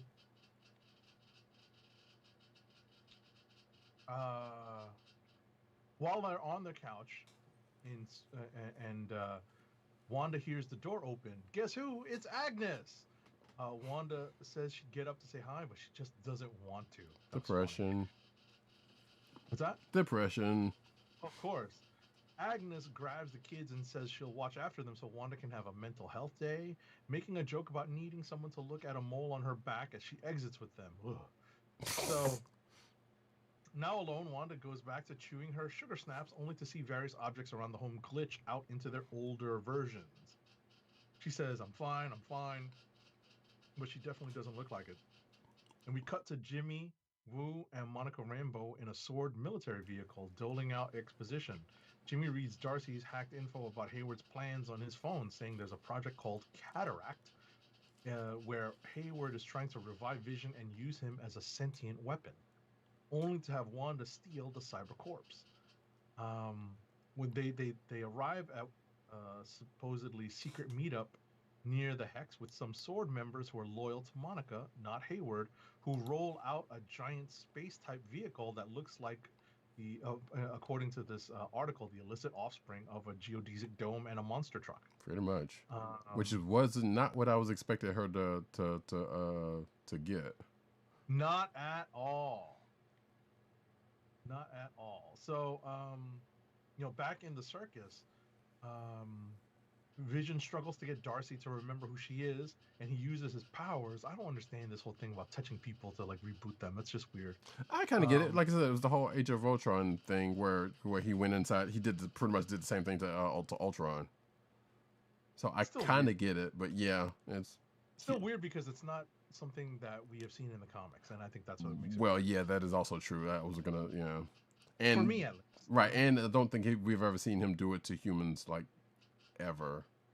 Right. whether comics or cinematically. So it's like, yeah, it's definitely weird to see that happening. Right. So, she introduces herself as Darcy Lewis, and Vision says, "Oh, Dr. Darcy Lewis." That made me laugh. Yeah, I know, right? Just everybody else has been calling her Darcy, and it was like, no, he's giving her props. Right. Vision says he intercepted info about her work at one point. So they try and they make their getaway in a funnel cake truck, which is funny. Right, and I believe that was that PC thing, the email that was on the PC from last episode. That was I guess that was from her. I don't think we ever established whether that was actually from her or not. Right. Unless it said on the screen and I just missed it. But shout out to Kamala. I don't recall, but that's a good possibility. Yeah. Good possibility. Wanda, we flash back to Wanda, where we cut back to Wanda at home where the glitches are getting more extreme, and we even see the stork that everyone has a lot of suspicions about make an appearance. Mm-hmm.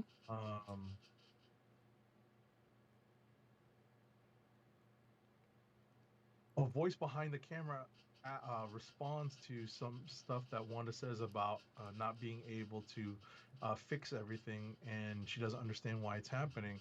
The voice behind the camera asks her, "Do you think maybe this is what you deserve?" And Wanda, confused, counters with, "What? You're not supposed to talk." So that's definitely something that we're used to when we watch these shows that have these confessionals. Mm-hmm. And it's worth noting.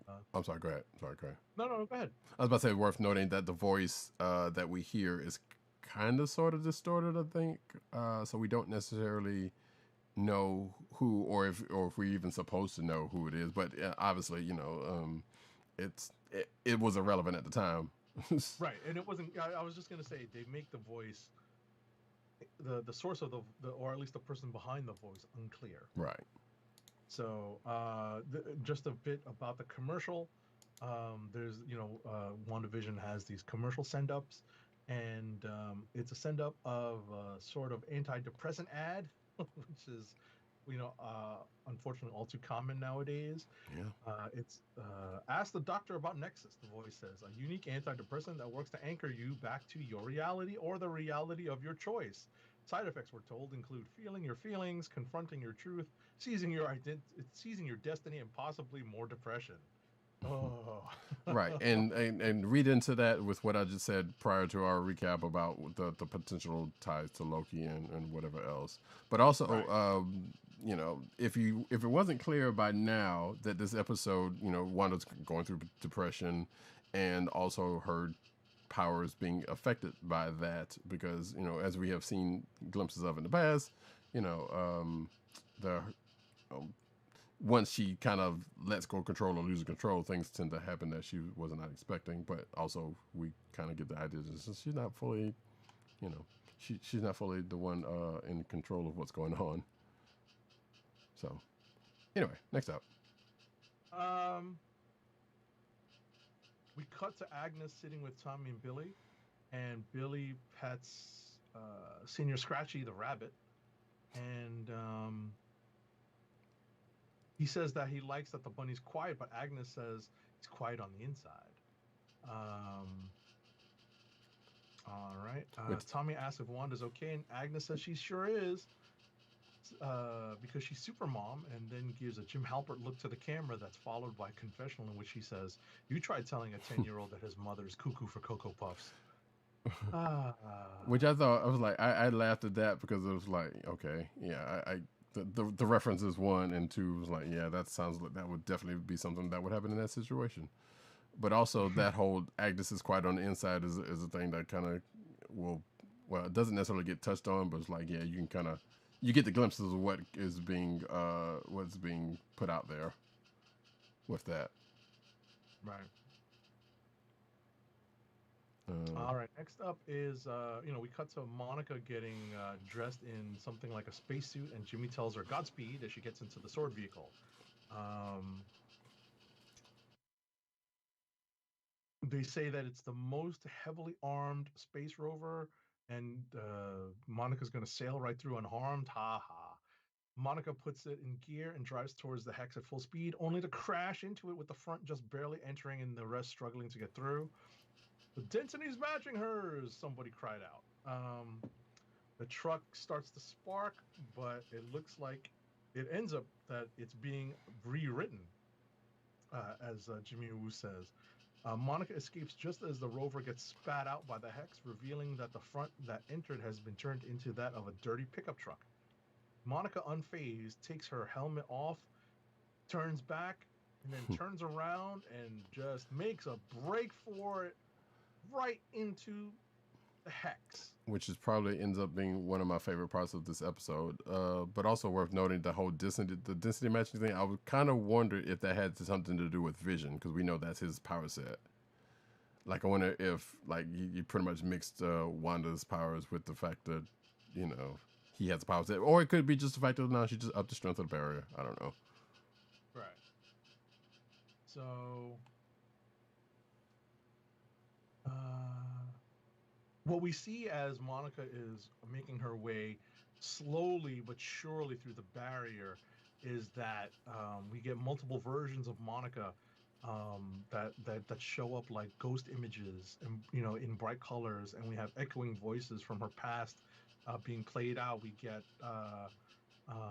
Nick Fury, we get her mom, Maria Rambeau, we get Carol Danvers, and when she finally makes it through the hex, she sees everything in strange colors, like seeing electromagnetic wavelength. So for those of you in the know, and we hope you are, it seems like she is being transformed in front of our eyes into her photon spectrum Captain Marvel powers. Yeah, I was about to say, some would say she was seeing different spectrums. But yes, absolutely, or seeing photons. Exactly. So, you know, what's more, her eyes are ice blue. They revert back to their usual brown when she blinks, and the usual shades of Westview return. Back at the funnel cake truck, Darcy is explaining to Vision the events of Infinity War. Oh, by the way, also, I'm sorry before you go in, because I think, and I may not be the only one to liken this to it, but it also kind of like a Matrix, like when Neo absorbs Smith, and he starts breathing, and everything starts to come back into, you know, everything around him just kind of expands and whatnot, and just kind of then he just gets back in control of himself. It almost feels like she was kind of going through that moment, a moment similar to that. Monica, rather.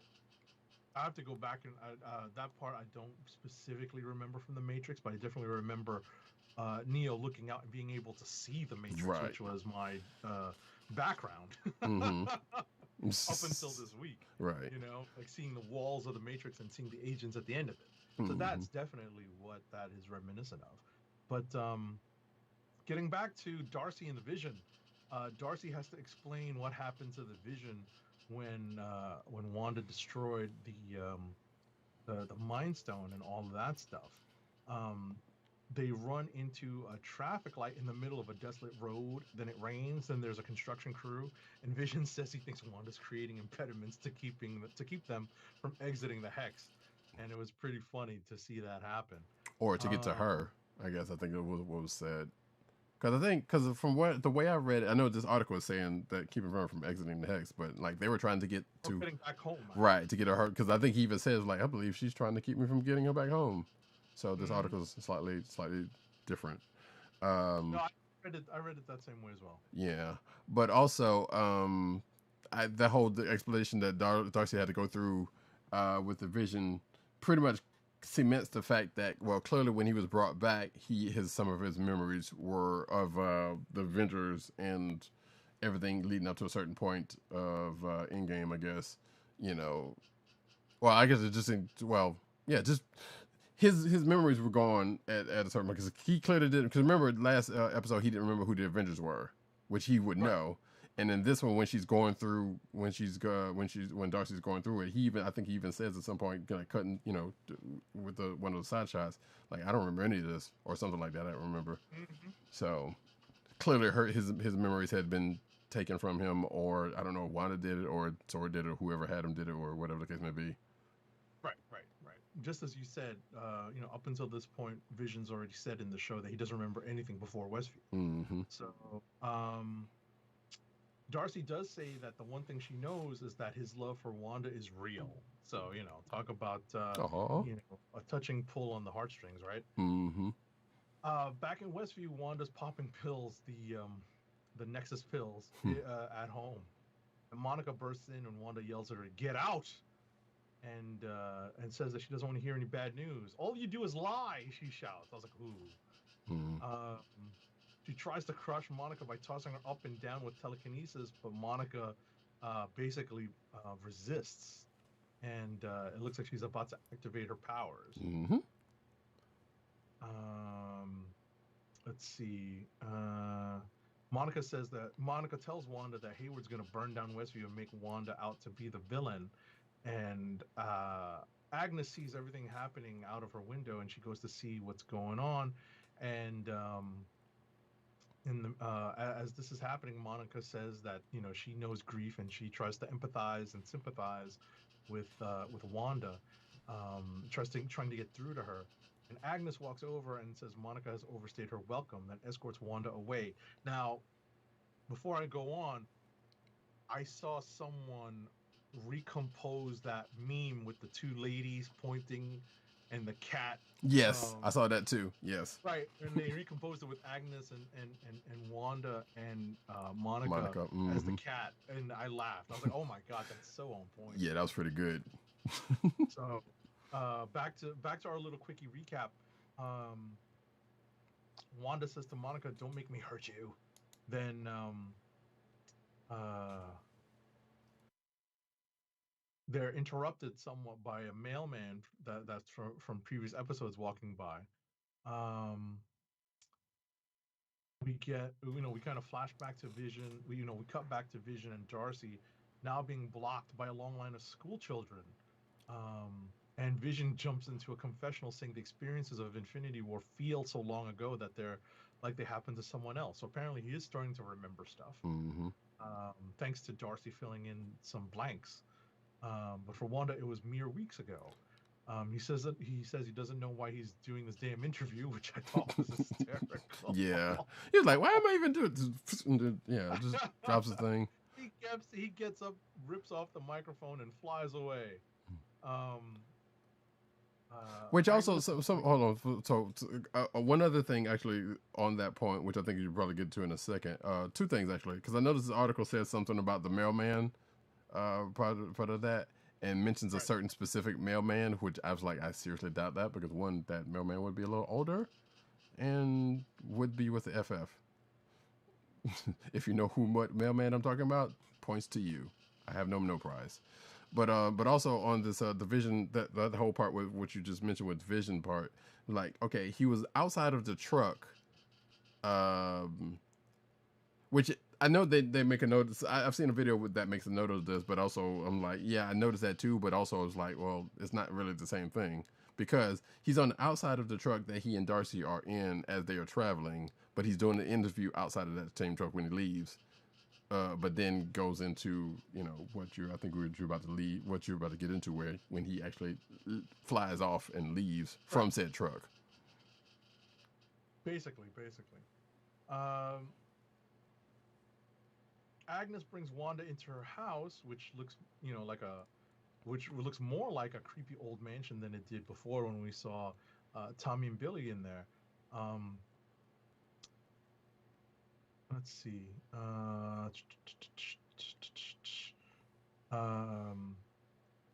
They're in the living room, and Senior Scratchy is in a cage, and there's a weird-looking bug on the drapes.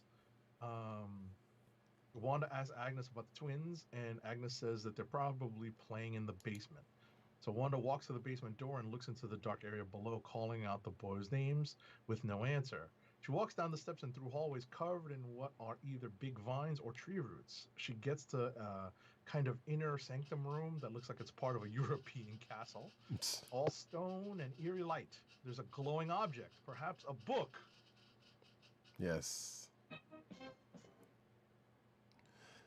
And we've seen potential. Like I think someone noticed, like, yeah, there's a lot of books in the Marvel universe that could be, and we've even seen one of them in Agents of Shield, but we doubt it's that book. Right. I did see speculation that this could be the missing book from the library at Camartage. Right. Or Doctor Strange. Mm-hmm. So there is a lot of that, and I think some people, well, I know some people also mentioned the fact that, you know, Wanda's calling out to the boys and them not answering could also be possibly that leaning to the comic side where, you know, the boys are figments of her imagination that they disappeared when she didn't think about that. But I think we're probably past that point. Right. So Agnes speaks up, and her voice is very different. She says, "Wanda, Wanda." She strolls into the light with Senior Scratchy in her arms. You didn't think you were the only magical girl in town, did you? The name's Agatha Harkness. Lovely to finally meet you, dear. Her eyes glow, and Wanda gets as written in this article, mind whammied. Right. So, Wanda pretty much gets the same thing that she ends up doing to people in Age of Ultron. Right. So abruptly, we get an entirely different credit sequence. This one for a show called Agatha All Along, complete with peppy music and lyrics about Agatha.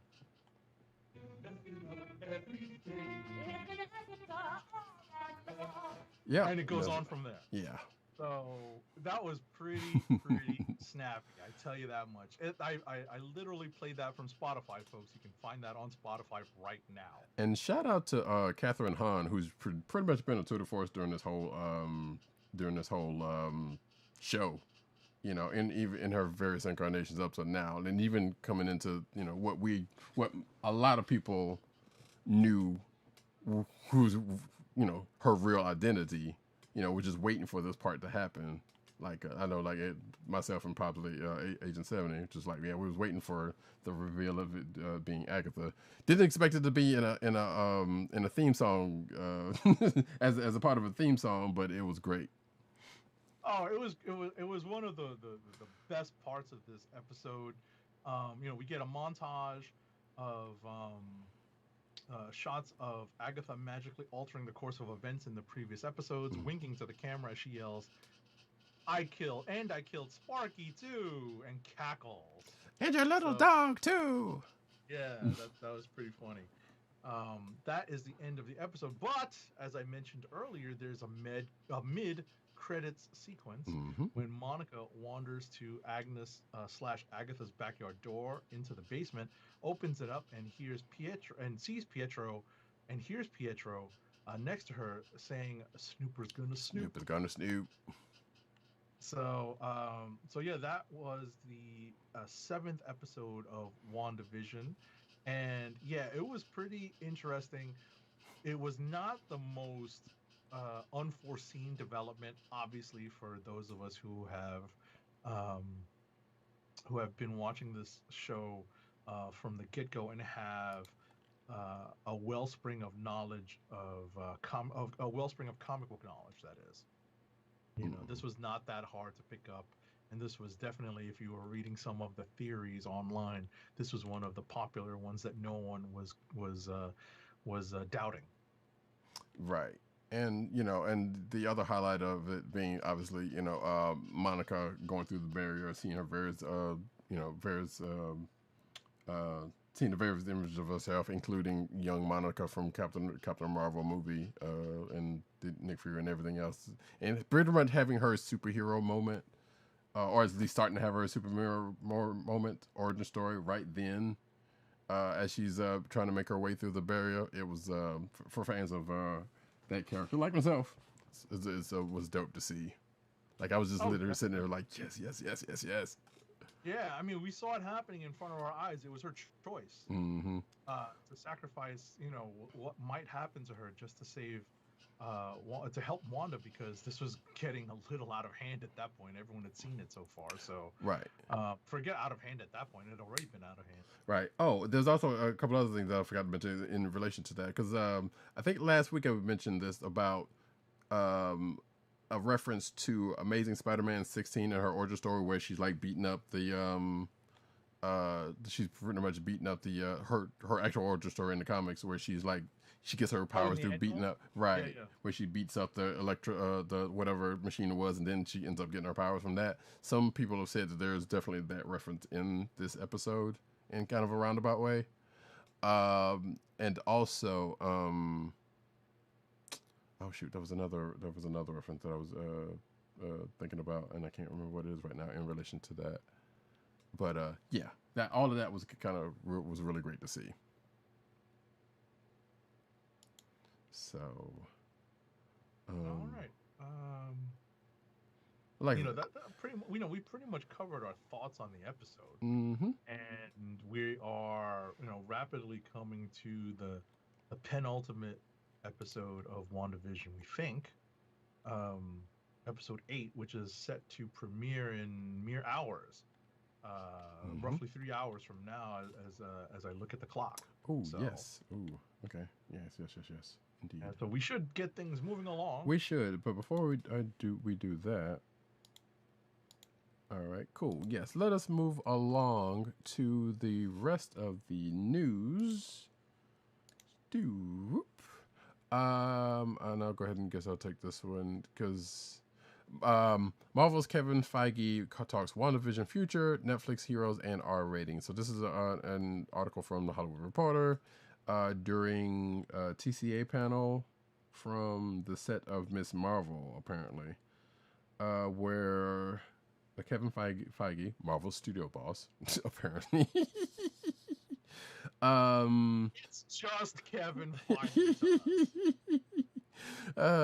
So he basically says that it's Miss Marvel's one of the it says here that one of the multiple Disney Plus series that he is currently juggling. Of course, we know a couple of that is coming out. One being Falcon and Winter Soldier, Loki, which we'll talk about in a second or two, and She-Hulk, and et cetera, et cetera, et cetera. Moon Knight says there that the thing to point out from this article is that I think someone might have asked him whether there's going to be a WandaVision season 2, and Feige says that is something not currently his mind, as the series will feed into Doctor Strange and the Multiverse of Madness, which is due out in a couple of years, and Wanda will be a part of. And he goes and says, when we started the movie, we heard there was a part 2. We hope there's a part 3, but aren't factoring that into part 1. He noted that he's been in Marvel too long to say definite yes or no to anything regarding WandaVision season 2. Also, I guess this somewhat plays into the Netflix thing. Also, those wherein those Netflix shows got multiple seasons, and Marvel had less to do with, I guess. So I don't know if this was slightly addressing that too.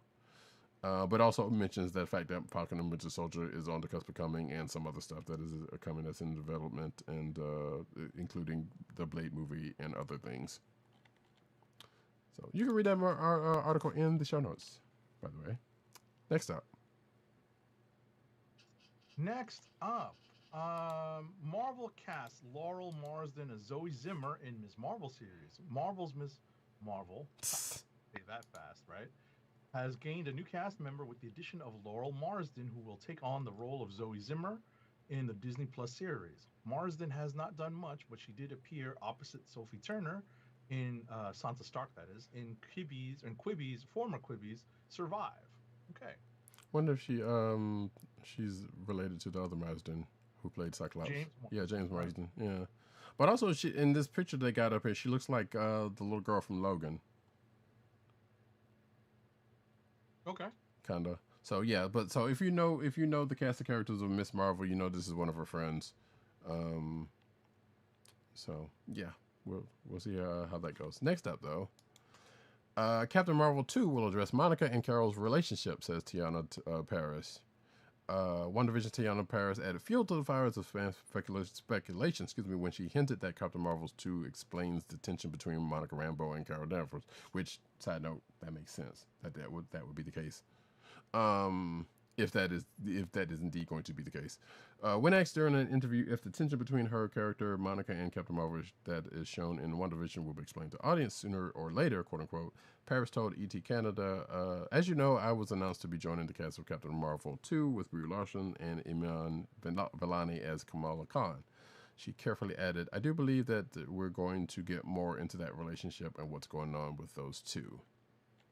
And I believe looks like the video with the interview from ET Canada is attached to this article, so you can check that out. Next.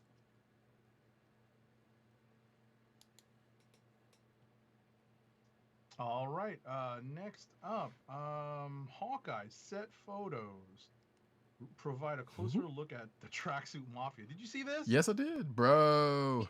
That was awesome, bro. Well, I mean, yeah, I had to see it because I put it, but set photos. Well, you never know. New set photos from Disney Plus's upcoming Hawkeye series have surfaced, featuring new looks at both of its heroic archers and a fan favorite foe. The photos were taken in Atlanta, where filming is currently ongoing, in addition to multiple photos of Jeremy Renner and Haley Steinfeld, who play Clinton Barton and Kate Bishop respectively. The set photos also feature the first look at members of the tracksuit. They call them the tracksuit Draculas. Oh, I believe come on. I believe that was what they were also called in the book, but most people just call them tracksuit mafia because that sounds way better. So funny. Like I can't Double check. yeah, I can't remember if that was actually the thing that was from the book or not, but I always called them tracksuit mafia, or AKA bro. That's so funny. If you've not read Fraction Aha's run of Hawkeye, you really should. It's really good. And if you like any parts of the character, because both well, Clint has his turn in it, but also Kate Bishop, they have the thing, but also Lucky the Pizza Dog, who is also going to be in the show. So, all right, next up, though, as I flash pictures, those pictures up, Marvel's Loki and animated Star Wars Bad Batch get Disney Plus premiere dates. So, sounds like Loki is going to premiere Friday, June 11th, which is 3 months after Falcon and Winter Soldier hits. That's going to be in like probably what 2 weeks, 3 weeks. What is it, the 8th? When No, I think it's the 16th. I want to say. Maybe that's the case. Because I know, we got 2 more episodes. So yeah, 16th. We get this week of WandaVision. 12th. The last week of February, and then the first week in March we get that last episode of WandaVision. And then there's a break where I think they're going to do like that making of episode. 19th. Yeah. And then we get maybe there's another break in between. Yeah. So there's like a off. Yeah, but Falcon and Winter Soldier is going to be on the 19th. Loki's going to be on June 11th, and the Bad Batch is going to start not coincidentally, on May the 4th, which is of course Star Wars Day. And it says here that subsequent episodes will release every Friday starting May 7th. So they're still doing. So they're basically still doing the weekly drops of episodes, which I don't have that big of a problem with, as some people do. Because people are like, I want to be able to binge the whole thing in 5 seconds. Right. Anyway, so yeah, there you go. Those are them. So look out for that, and we definitely will be talking about all of those, I'm sure. Right. Next up. So Moon Knight news. Oscar Isaac is the reason Ethan Hawke joined the Marvel series. In an interview with the Ringer podcast network, it was actually a video interview as well. Ethan Hawke credits Oscar Isaac with helping him decide to join Marvel Studios' upcoming Moon Knight television series. He says, well, it's where I'm at as an actor. A lot of it, to be honest. He loves the fact that Moon Knight is a lesser-known story and allows more creative freedom, Hawke told The Ringer. The director is Mohammed Diab, and he's a brilliant guy. He's seen a couple of Diab's movies and wanted to work with him anyway. He had a meeting with him about another project, and Hawke added that Isaac's involvement in the project is what really sealed the deal for him. And he proceeded to praise the Star Wars sequel trilogy star. Okay. Ethan Hawke was also told to man up, Hoyt. Jake. No, yes, that didn't actually happen, but gotta have your fun where you can. The MCU, according to this rumor, will introduce Big Hero 6 characters. According to, granted, sometimes we don't like to give too much credit to rumor sites, but this one's slightly interesting. The Big Hero 6 team, as folks might know, came out of the Marvel Comics as an ensemble team. There's been that one movie that a lot of people know about. Sunfire also was a part of that, which was already part of the X-Men. So A plus B plus C, I think some of this, this site is saying, well, I guess this site may or may not have a source to where it's saying that Baymax and Hero will be debuting within the MCU. Again, this is from some from rumor sites, so take that with the biggest grain of salt. I have still yet to see Big Hero 6, and I hear it's good, but I just haven't yet to do it, and I know it's out there on Disney Plus. So I will probably hit that sooner rather than later. Next. Alrighty. Next up, so in an interview with, well, actually, was it an interview? I guess she was asked by author Sarah Wilson about. She was asked by this author about casting rumors suggesting she might play Jessica Drew in the Sony Pictures universe of Marvel characters about playing Spider-Woman. And Daisy Ridley confessed her wish to join yet another franchise by taking up the mantle of Spider-Woman. But there's a little bit more here, which I found interesting. Mm-hmm. Ridley told Wilson that she loved the animated feature Spider-Man Into the Spider-Verse and has been a big fan of Marvel's latest series, WandaVision. But in the quote, she says, what the author says is that she asked Daisy Ridley if she had heard the Spider-Woman rumors. She said no and asked what they were. And then when she explained it to her, she said, quote, "Oh my God, I would love to play Spider-Woman, but is it more of like an extended Spider-Verse thing?" I'm like, okay, so she has an understanding of the differences between the Disney MCU and the Spider-Verse stuff, the Spider-Man related stuff. Right. So I read this article and I'm sitting here like, okay, yeah, Daisy Ridley is a known quantity, but I can kind of see it. Like, she kind of sort of has a look of a younger Jessica Drew. She's British, which Jessica is. She could probably pull off the snark, I guess, as she kind of sort of did during the course of Star Wars.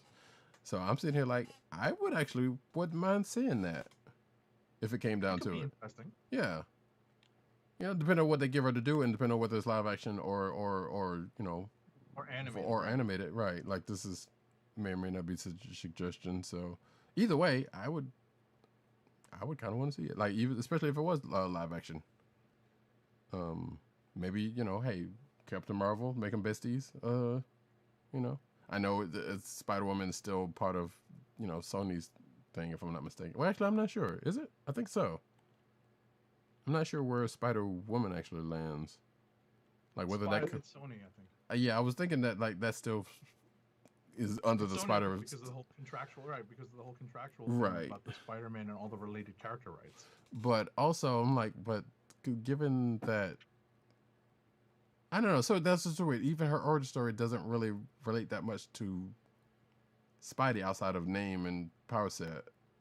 But right, but much like the rights for like the Fantastic Four related characters. Yeah, I know. It's the related characters so much, more so than the characters that kind of flow out of the original Spider-Man story. Right.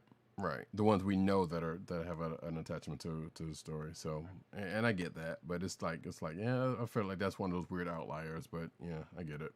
So we'll see if there's anything comes to that. Go ahead. No, I'm done. No, I was just saying that we'll see if anything comes to that. That's it.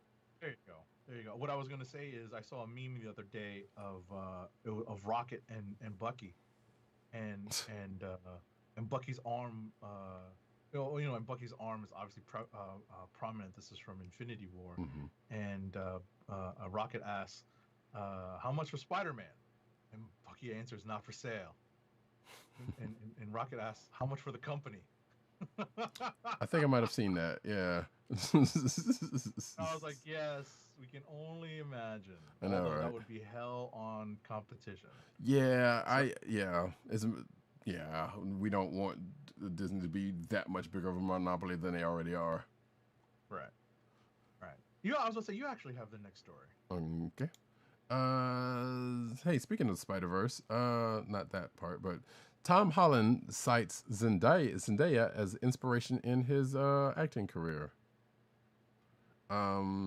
Wait, I don't know what that's about. So, in his latest interview with Backstage, Spider-Man 3 stars Tom Holland opened up about the actors he cites as industry mentors and inspiration to his Hollywood career. He mentioned Robert Downey Jr. as well as his co-star in the next Marvel solo film, Zendaya, who figures who are helping him learn on the job as performers. And there's a nice little quote about that in the article, which you can read for yourself in the show notes. Next up. Okay, so these next two stories are kind of related, Mm-hmm. but I'll read the part that this is about because I don't want to talk about the next story. I'll leave that to you. So I guess as some promotional stuff has been going on for, even though they're still working on it, some promotional stuff for the next Spider-Man movie has come out. And while Roddy Cat has the story about the official title of the movie being dropped, I was you could have done it. I was about to say I'll just let it go. Okay. Tom Holland did say that apparently he was asked. So he joined Jimmy Fallon and tried his hardest not to spoil anything. And so he was on Jimmy Fallon this week, and he was tight-lipped about talking about Jamie Foxx joining the cast and reprising the role of Electro. Tom kept tight-lipped and didn't give anything away. However, Tom Holland did rise to the bait when asked about rumors that previous Spider-Man actors, Tobey Maguire and Andrew Garfield, would be making cameos in the upcoming movie. Holland flat out denies them, saying it would be amazing if they were in the movie because they haven't told me that yet, and I am Spider-Man. But we also know with his history of spoiling things, they could have totally given him a script that has that left out some things.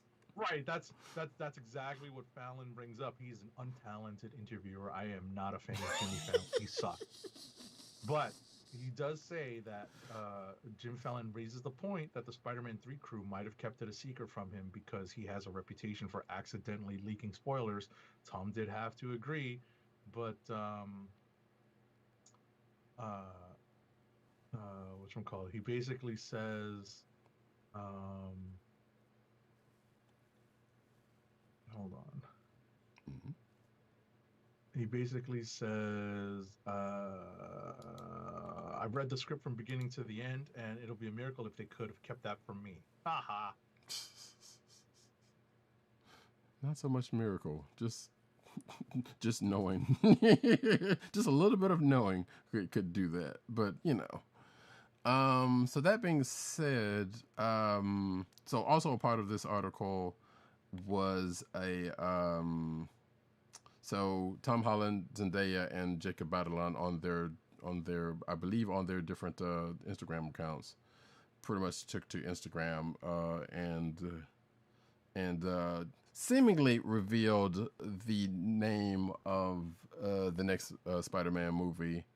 But then both Jacob Batalon and Zendaya also chimed in with what they with totally different titles for the movie, and Zendaya's was kind of funny because like we know good and well that would not be the case, but still. But we ended up getting a teaser trailer, which leads us to the next article of the actual real title, which also the teaser trailer stars all three of those aforementioned actors. And we get the official name of the next Spider-Man movie, which was, spoiler alert, folks. Guess what? It's the title. Spoiler alert! Drum roll, please. Spider-Man: No Way Home, continuing to keep with the home theme of the last two Spider-Man movies. The teaser trailer was actually kind of cute because I think it was basically seeing Tom Holland come out of some office, and Zendaya and Jacob Batalon was there. It was like, yeah, they did it to us again. and Jacob Batalon was like, yeah, not shocked. And Zendaya was like, what?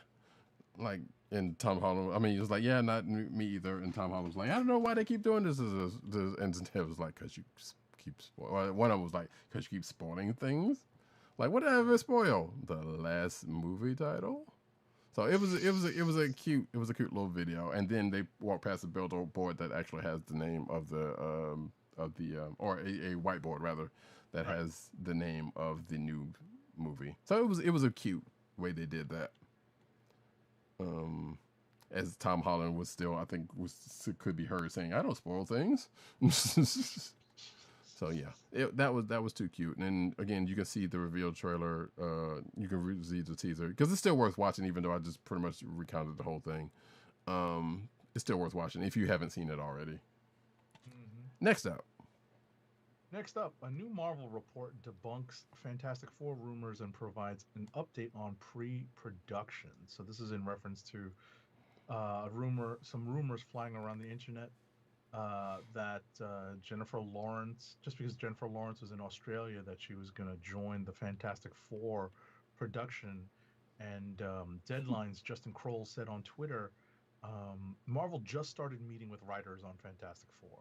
There is no script, and it will be a while before this film starts shooting. Which essentially debunks the most prevalent Fantastic Four rumor that Jennifer Lawrence was in line to play Sue Storm. That appears to stem from a report from Australian publication Daily Telegraph on the actor being set to film in the country. So she's probably there doing something else, folks. Yeah. So, and I know so there was definitely an article about that rumor of her being cast before that has been circulating around, that I've definitely seen and showed some people, and people were just like me, were like, no, we can, for various reasons, no. Which I'm like, yeah, she's already, the whole Mystique thing was whatever. So, and I'm not saying just, whatever. Jennifer Lawrence is what she is. But nah, it's just, if they were going to do something, they might as well bring back Jessica Alba. Personally. Actually, hell, they could do a Sue Stormiverse, because they got 3 different people playing the character. So yeah, right. If they do a multiversal thing, all of them could pretty much roll back through, or both of them actually. It's only 2. So Kate Mara and Jessica Alba. Mm-hmm. So yeah, there you go, folks. So rumor debunked on the J-Law thing, but who knows? Some of that could still end up happening for dumbass reasons. It could be like, oh, you know what? We didn't actually think about that, but since people are buzzing about it in one way, shape, or form, that might be the way to go. Go away, Mystique. Just be gone. Indeed. Next up. It's you. Is it? Wait, okay. The Muppet Show gets negative depictions disclaimer on Disney Plus. So yeah, folks, the Muppet Show and all of its seasons. This is only on some episodes, by the way. On some episodes, correct. Has been released on the Muppet Show, which is the one big takeaway from this, because we already told y'all that it was coming in a previous article, and all the other stuff that's still actually set to come related to the Muppet Show. A lot of which is because a lot of the movies were still there. Regardless, though, the Muppet Show proper, the original Muppet Show, is on there now, and apparently there are, as I just said, some of these shows, the disclaimer for negative stereotypes, because this show was done at a different time. It was started back in the 70s, if I'm not mistaken, or whatever the case may be, and yes, late 70s. Yeah, and there's some depictions that are probably wouldn't fly now. I don't want to say they're less innocuous because it's the Muppets, but sure, it's still it was still done at a different time, and that's pretty much all you need to say about it. But the disclaimer states this program includes negative depictions and or mistreatment of people or cultures. These stereotypes were wrong then and were wrong now. Rather than remove this content, we want to acknowledge its harmful impact, learn from it, and spark conversation to create a more inclusive future together. And it's also worth noting that, they have actually taken off some stuff that didn't get a similar,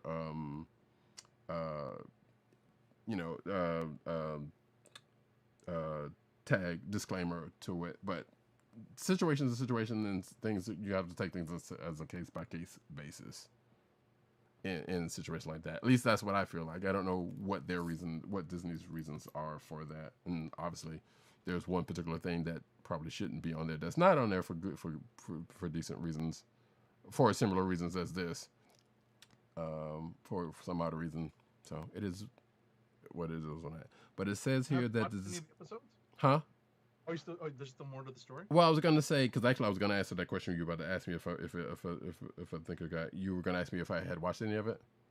Yes. I watched the first episode of it, and I with the intent to watch some more, because I loved the Muppet Show when I was little, and I don't remember ever seeing the actual pilot episode of that, because it had Rita Moreno as the star of it, and I was like, I don't remember that, because it was definitely different from the classic Muppet Show that you know of, even in the beginning, and some voice work, right? That is in there. That is definitely different from what we that we classically know of from back then, or even now. So it's kind of funny. But that being said, this disclaimer has been added to a total of 18 episodes, each one featuring issues such as the inclusion of the Confederate flag and problematic depictions of Native American and Middle Eastern cultures. Right. I was about to say, I actually watched a few episodes. Mm-hmm. I just kind of went through and I was like, oh, yes. I sort of remember the Mark Hamill Star Wars one. Mm-hmm. I watched that. I sort of remember the Linda Carter one because, yes. If you grow up of a certain vintage, we are all, madly in love with Linda Carter, aka Wonder Woman. Yep. So I watched those two. And then I saw the Johnny Cash episode. That's where I saw the disclaimer. Because it was in that episode where you see the Confederate flag. I actually stopped watching at that point. I was like, oh, okay, I'm done with this. I'll come back and watch the Johnny Cash music numbers another time. But that's when I noticed the disclaimer. That's when I saw the disclaimer. Mm-hmm. Yeah, and again, everything I said prior to that is not excusing any of it by saying that was a different time, but it's just a matter of fact. It very much was. So it's good that they have those there. I know some will argue they could just take those off of there, take those episodes out there. I don't know how I'm feeling about that, at this point. But it's good that at least they have something about that. But yeah, Muppet Show's on Disney Plus, folks. Go check it out if you feel like it. Enjoy it. Yeah. Enjoy it. It's a lot of fun. Oh yeah, absolutely. Next up. I'm glad I got this one. Yeah, no, right. Yeah. De La Soul joined the Teen Titans Go cartoon in a music-themed episode. Hip-hop icons De La Soul guest starred on last week's episode of Teen Titans Go, joining forces with the Titans to battle a music-stealing alien. They encounter the Titans in that process of fighting the massive alien monster who has stolen their music. The group posted a clip from the episode to their official Twitter, which features the Titans geeking out over their appearance and De La using a massive sonic cannon powered by their lyrics. The alien acts as stand-in for Tommy Boy Records, who De La has been locked in a battle with over control of their music, with the latter party even going so far as to urge fans not to stream any of their music until the matter is resolved. I remember that. Yep. Teen Titans Go is apparently no stranger to musical guests. Over the course of the series, I did not know this, multiple musical artists have appeared on the show, including CeeLo Green and Fall Out Boy. who appeared during the first The Night Begins to Shine special. Even Weird Al Yankovic appeared, voicing the despotic new god Now, Darkseid. that one I do remember seeing. I absolutely remember seeing that one. Yeah, but the one with CeeLo and Fall Out Boy, I don't remember. I mean, I remember Night Begins to Shine, but I don't remember their voices being that prominent enough to pick up then. Right. Right, and referring to a previous story we've covered before, the series will soon launch its own spin-off set in the universe of The Night Begins to Shine. New episodes of Teen Titans Go air Saturdays at 9 a.m. on Cartoon Network. Hopefully this is available on... Is Cartoon Network on Hulu? I know it's going to be on their app at some point if it's not already. And I think Cartoon Network's probably on Hulu. I know they have some stuff on Disney Plus, Cartoon Network. I'm not sure if the Teen Titans stuff is though. I was about to say. I mean, that on HBO Max. Yeah, that doesn't compute.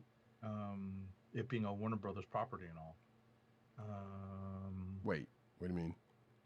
On Disney Plus, you said. I mean, yeah, I meant HBO Plus, not Disney Plus. Yeah, HBO sorry, Max, I got you. HBO Max. Yes. Yeah, when you said Disney Plus, I'm like. I did say that because because that was on my mind, but yeah, it's totally HBO Max. And actually, I was sitting here trying to, for some reason, I got logged out because I was going to see. Teen Titans Go is not on HBO Max right now. Right, because I know there is some Cartoon Network stuff that is on there. But yeah, some of that stuff is I suppose they're gonna put that on there at some point because a lot of the other the DC stuff is on there and starting to get on there, right? More, including one we'll talk about in a few minutes.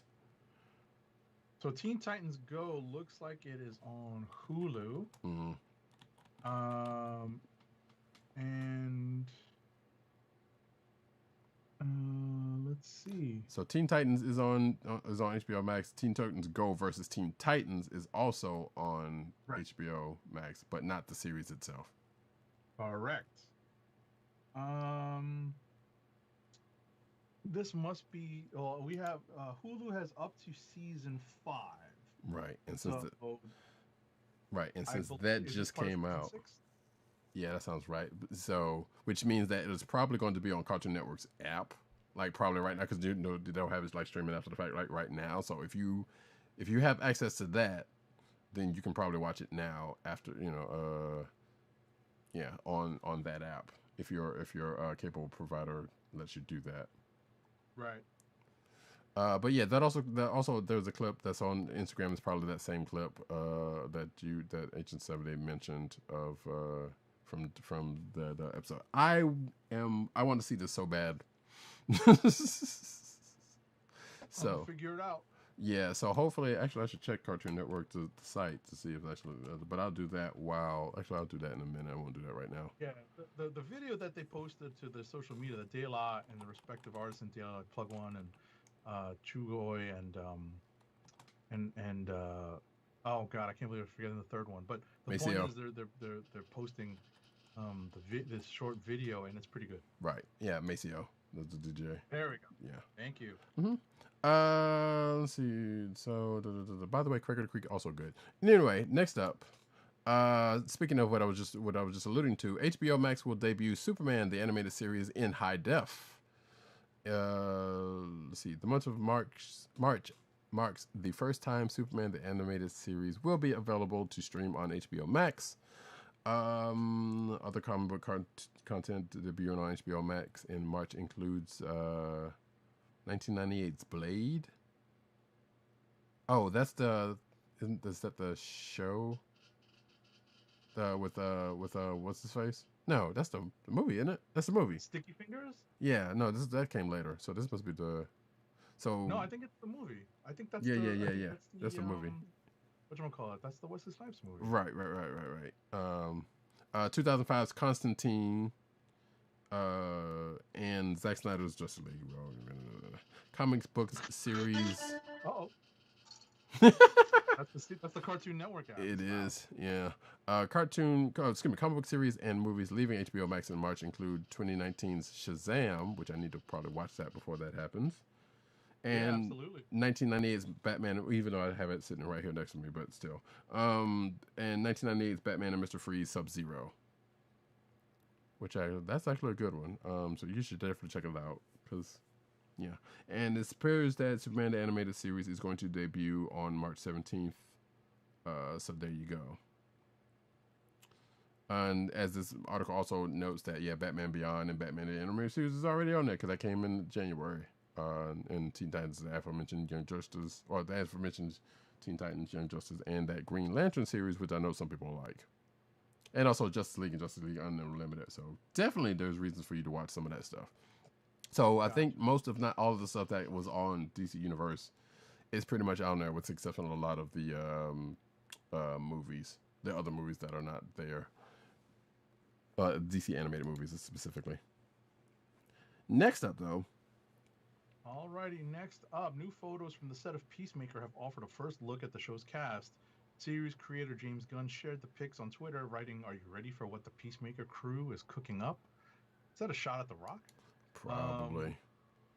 Or at least a reference to The Rock? Yeah. The 8-episode series is a spin-off from the upcoming The Suicide Squad.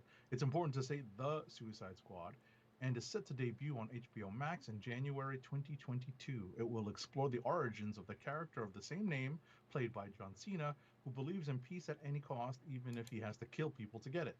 Gunn wrote the 8-episode series and will direct some of the episodes, while Cena is co-executive producer. Okay. I don't know what the name of that. I don't remember if it's what the name of that Teen Titans Go episode with Daylight is or not, but I don't see it on the site, and I guess you didn't either. I'm on the app, so I'm trying to figure out how to go backwards. Yeah, it is a weird navigating both the app and both the app and the site. So yeah, this is not fun. Yeah, it's kind of not. But I think as a friend of mine told me, like they probably it's because of kids and it's got everything there, so they could just like, here's the thing you can watch it at a, freaking random. Yeah, at random, exactly. So, but yeah. Yeah. Anyway, that being said, yeah, it'll probably be out there. I don't know, that was last week, so I don't know when they put up. I thought they put up episodes the day after, but it may not. So it could probably take a week or two to get there. Regardless, Angel Manuel Soto to direct Blue Beetle DC Films, Blue Beetle DC Films' first Latino superhero movie. So Angel Manuel Soto from Charm City Kings has signed on to direct Blue Beetle for Warner Brothers, the DC Films division. Variety has confirmed bringing the studio's first Latinx superhero movie closer to life. So they're basically going with Jaime Reyes version of Blue Beetle and not Ted. I was about to call him Ted Bundy. Ted Cord. The original That's the second. I know, right? Like, what are we doing? Or the second verbal faux pas regarding Ted Bundy. So, see, Gareth Dennett Alcocer, I'm not sure how to pronounce that last part of the name, I apologize, who wrote Miss Bala, and an earlier draft of Luca Magnino's upcoming remake of Scarface, God, I forgot that was still coming, is penning the screenplay. Zev Foreman is executive producing. The project aims to start production in the fall. So, cool. Next up, okay. Justice League Mortal star Jay Baruchel, I think it's Baruchel, aka bootleg Michael Cera, aka bootleg Michael Cera. That's just me. Don't worry about it. I'm like, okay. Describe what a bold project the unmade superhero movie was poised to be. Jay Baruchel was once set to play Maxwell Lord in the unmade superhero movie Justice League Mortal. Now he describes the creative directions this George Miller project was headed in. He called it forgive our, well, what comes up after I say this. He describes it as a crazy fucking fever dream to Variety. Language. While also saying that his time in Australia with George Miller was everything he adores about acting. He treated it like a play. We workshopped it. We had a full-on dramaturg on set and did super, super earnest Meisner technique shit Language. and ripped apart and unpacked the script just for the sake of itself. It was art for art's sake. Okay. Cool. Next up, let's see. Mortal Kombat starred Ludi Lin joins CW's Kung Fu reboot series. I don't know who asked for this. Ludi Lin, the actor playing Liu Kang in the upcoming Mortal Kombat movie, is set to join CW's reboot of the classic martial arts series Kung Fu. He joins the previously cast Olivia Liang, who is taking on the lead role. The series follows... Right, so it's not like a straight... Yeah, it's literally a remake. Basically, yeah. So he's going to be the Kane... which has an actual Asian person as the lead. Right. He's going to be the Kane that walks the earth with, well, I guess in this case, Nikki, who is in middle of the quarter... Wait, who is in a middle of the quarter life crisis. This causes her to drop out of college and go on a life-changing journey to an isolated monastery in China. But when she returns to San Francisco, she finds her hometown is overrun with crime and corruption and her own parents, Jin and Mei Lin, are at the mercy of a powerful triad. As a result, she will rely on her tech-savvy sister Althea and her fiancé Dennis, premiered brother. So yeah, you get the point. You get the point. Yeah, like Agent 70 said, like, yes, Kung Fu will finally be actually starting an Asian person. I'm slightly curious of this, but also still like, who needs this? Mm-hmm. You know, Kung Fu was kind of a time. Not saying to say that it needed to be there then, but you know, it is what it is. But I will probably check it out. Next up, He-Man and Battle Cat have a bold new look in their new Netflix cartoon. No, not the show Kevin Smith is doing. That cartoon is a continuation of the original 80s series, and thus its target audience is 40-year-olds. We resemble that. yeah, right. This, which is what I'm referring to now, is the new Masters of the Universe show for kids. Mattel revealed its first look at the CG animated reboot series during a virtual analyst day meeting via Toy Arc, along with a new line of action figures. Let's see. They look pretty radical. It leaves him looking more cat-like than in his original uniform. Okay.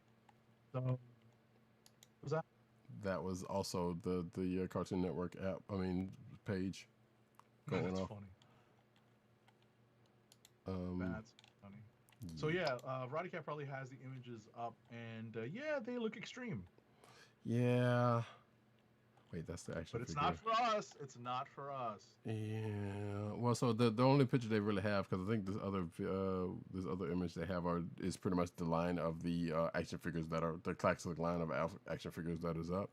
So the one picture that we have is basically the one I am actually showing here is He-Man and Battle Cat, and yeah, it is definitely not for us. Which is not the first time they've done an extreme version. Well, a different looking version of He-Man. Some folks might remember that last He-Man and the Masters of the Universe, which had He-Man looking kind of weak. But you know, less said about that, it's the better. Yeah.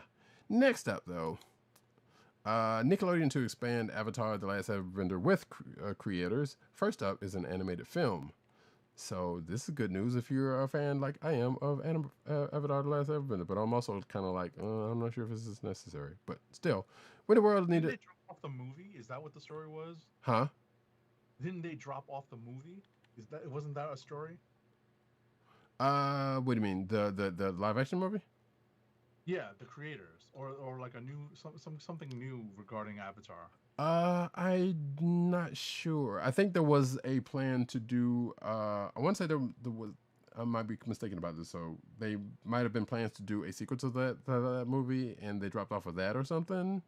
This Something article, like that. yeah, I'll look it up while you go on. yeah, it might say something. It might say in this article, but So Nickelodeon is launching Avatar Studios, a new division to create original content spanning animated series. It might actually have been a whole different show now that I'm thinking about it. And movies based on the world of Avatar: The Last Bender and The Legend of Korra.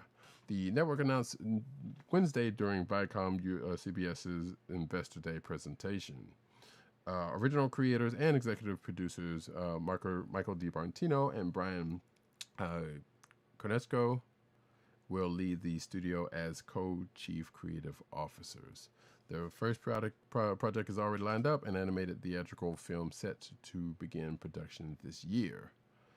Let's see. In an exclusive statement to Entertainment Weekly, DiMartino and Konietzko expressed their excitement to develop our franchise and its storytelling on a vast scale in myriad exciting ways and mediums. Also, cha-ching.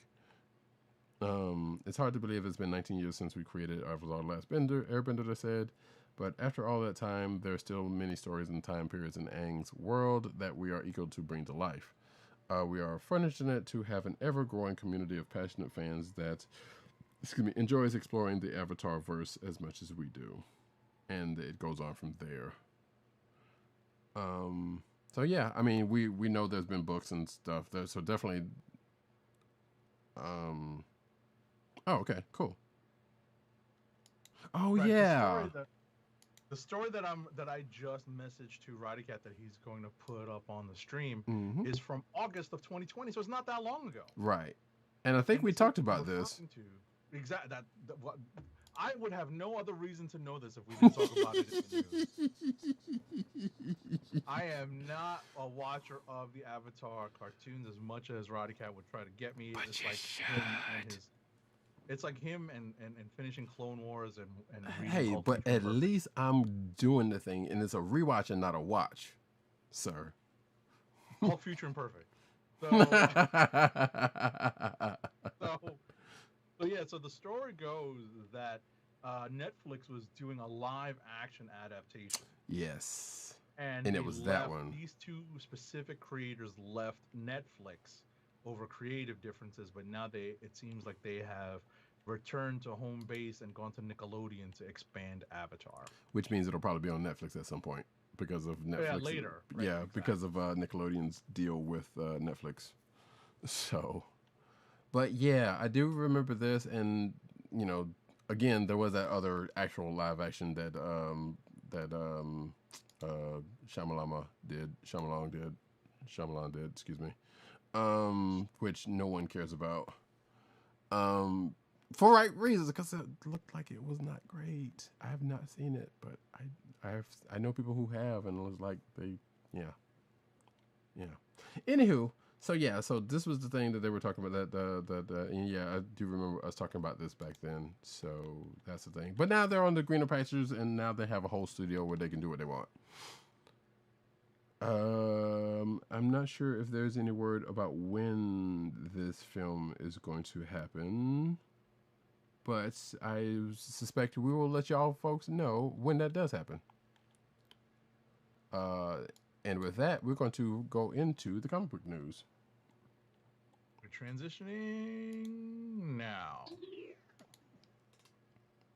Meanwhile, at the Comic Book Chronicles, we need somebody to voice that. Kieran Gillen to end Die with issue number 20, which I believe is on issues. Oh, it said the final arc will kick off in May 16. So yeah. So writer Kieran Gillen and artist Stephanie Hans will conclude their Image Comics creator-owned title Die with number 20. Perhaps a clever in-joke for tabletop RPG players with their own collection of 20-sided dice. And also Roddycat, who's starting to have a collection of 20-sided dice, but don't play tabletop RPGs yet, or at least hasn't in a while. So the arc titled Bleed remains somewhat of a mystery in terms of plot, but Image's official description of Die number 16 paints an ominous picture of what's ahead for Die's crew of RPG players turned adventurers, saying that they're in for quote-unquote regrets and screaming.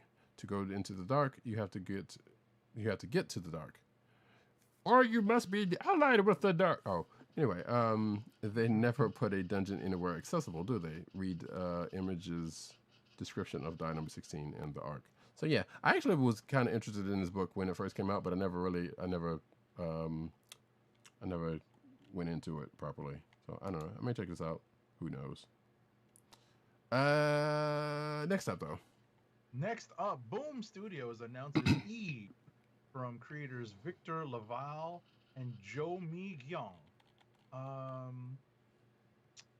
So from the award-winning author that brought you Destroyer and the rising star artist from Jim Henson's The Dark Crystal, Age of Resistance, Boom Studios has announced a brand new 5-issue original series, Eve, coming out May 2021. Apparently, this is not based on the Rough Riders rapper. When the ice caps melted, most of humanity was lost to the hidden disease that was released. Now, a mysterious girl named Eve has awoken in secret and must deal with a world that's nothing like the virtual reality she was raised in. In order to save her father, Eve must embark on a deadly quest across the country, but she has no idea of the threats that await her or the price she will pay to restore life to a dying planet. Okay. So what you're seeing on the video, if you're watching the video, is a variant cover for Eve number 1, which looks gorgeous. By the way, I don't know if see, that's also a variant cover. Right, they don't have it looks like they don't have interiors other than that first image at the top. That's the main cover, but that's also not by the main artist. That's by Ario Enendito. Correct. So, and that one also is a good one. But yes, but definitely no interiors in this article. But if you're interested in that, hey, you can check it out when it comes out. May 2021. Thank you. A few months from now. Yep. I guess it makes sense because the solicit just came out, so that would make some total sense. Next up, DC teases a Harley Quinn animated sequel, Elseworlds, and DC Vampires for 2021. So DC Comics plans to debut 11 new titles over the course of 2021. The new titles were unveiled during the Comics Pro retailer event by DC's Vice President of Sales and Revenue, Nancy Spears. Amongst the titles announced were a sequel to the Harley Quinn animated series, as well as a series celebrating Wonder Woman's 80th anniversary. I'm going to assume that one's a book and not animated. I'm not sure about that. But there were, well, I guess that was a lot of, whatever. Anyway, there will also be an Elseworlds book spinning out of the events of Dark Knight's Death Metal and a DC Vampires title. Because we had zombies already, so why not? The full list of titles you can see here, which includes Deathstroke, Nubia and the Amazons, Crush and Lobo, Joker, Batman and Robin. Of course, there's some Batman stuff. And some DC Middle Ages things. And the aforementioned Wonder Woman 80th anniversary title. So, next up, this is spoilers for, I guess, last week's Wonder Woman Future State. Mm-hmm. It reveals the grim fate of the Legion of Superheroes. So, apparently... but specifically Immortal Wonder Woman and not the regular Wonder Woman, but yes. Say again? Wait, actually, hold on. Never mind. Forget what I said. Well, I mean, it is Future State Immortal Wonder Woman number 2. Right. So... But I forgot they do have, like, backup stories. I was about to say, all this Future State stuff, it's all possible futures, right? Right. So, when the previous issue ended, the, quote, undoing, unquote, had been unleashed upon the universe, which slowly made its way across space, consuming whatever stood in its path. And, what happened is that the Legion of Superheroes made one last stand against it, and in the words of Diana, they had hoped for a great battle. Instead, it was like a wave and a sandcastle, undone. Apparently, the Legion of Superheroes gets wiped out by the undoing. Right. It's a slaughter. Right. So, too bad, so sad. Yeah. So, and this goes back to what I was saying earlier about the various time periods that Future State is dealing with. Like, this is like the far-flung future, remember, where in the actual regular Wonder Woman Future State one is the quote-unquote current future, where like the Gotham stuff is kind of, or actually I'm not sure, it might be after that. It's weird again still. I'm not gonna try to figure it out. Yeah, it's weird, and there's just again, like I said earlier, some stuff earlier. But this is like the far, far flung future, possible future, where immortal Wonder Woman is taking place. So right, I'll figure it out as I need it. yeah, and I'm sure there's somebody's probably trying to do the legwork. Those comic arc reading sites are probably trying to do the legwork on it. If DC doesn't come out themselves and say, "Hey, here's how you read it," which I feel like they should have done if they hadn't already. But regardless, moving right along, DC's new linear verse explained. So this article is pretty much going into explaining what the linear verse is, and I'm assuming this is the new omniverse that is taking place after Future State and going into Infinite Frontier, which is pretty much coming out of Infinite Frontier, and everything's pretty much on the table. But it says here that a week earlier, on February 23rd, which is already here, which already passed, it is already in expansion mode with a new corner of the DCU within the Omniverse called the Linearverse. And like I said, this article kind of goes into what all of that is, which you can read for yourself, because it would take a little too long for me to try to go through all of that. Next up. Alrighty. Next up, Roy Thomas, former Marvel editor, pushes back on new Stan Lee biography. So this is a guest column in the Hollywood Reporter, and this is Roy Thomas dissecting True Believer, which he argues undercuts Lee's recollections in favor of artist Jack Kirby's version of events. Roy Thomas, remember, was hired by Stan Lee in 1965 and succeeded him as Marvel editor-in-chief in 1972 when Stan Lee became the publisher. In the column, he examines True Believer, the new biography tackling the comic book legend's life and legacy. For more from the book, you should also read the Hollywood Reporter's interview with author Abraham Reisman on their website. So this is a column that's quite a bit. And obviously, it's meant as a bit of a counterpoint to the True Believer biography. Which we kind of expected one would have come from somewhere. I suspect it. So, and here you go. But yeah, you should definitely check it out if you're interested in it, and or if you've read that book, which I'm pretty sure neither one of us has. I haven't gotten to it yet. Yeah, same. I've got quite a few books on my reading list, so I'm probably going to have to add it at some point. Same.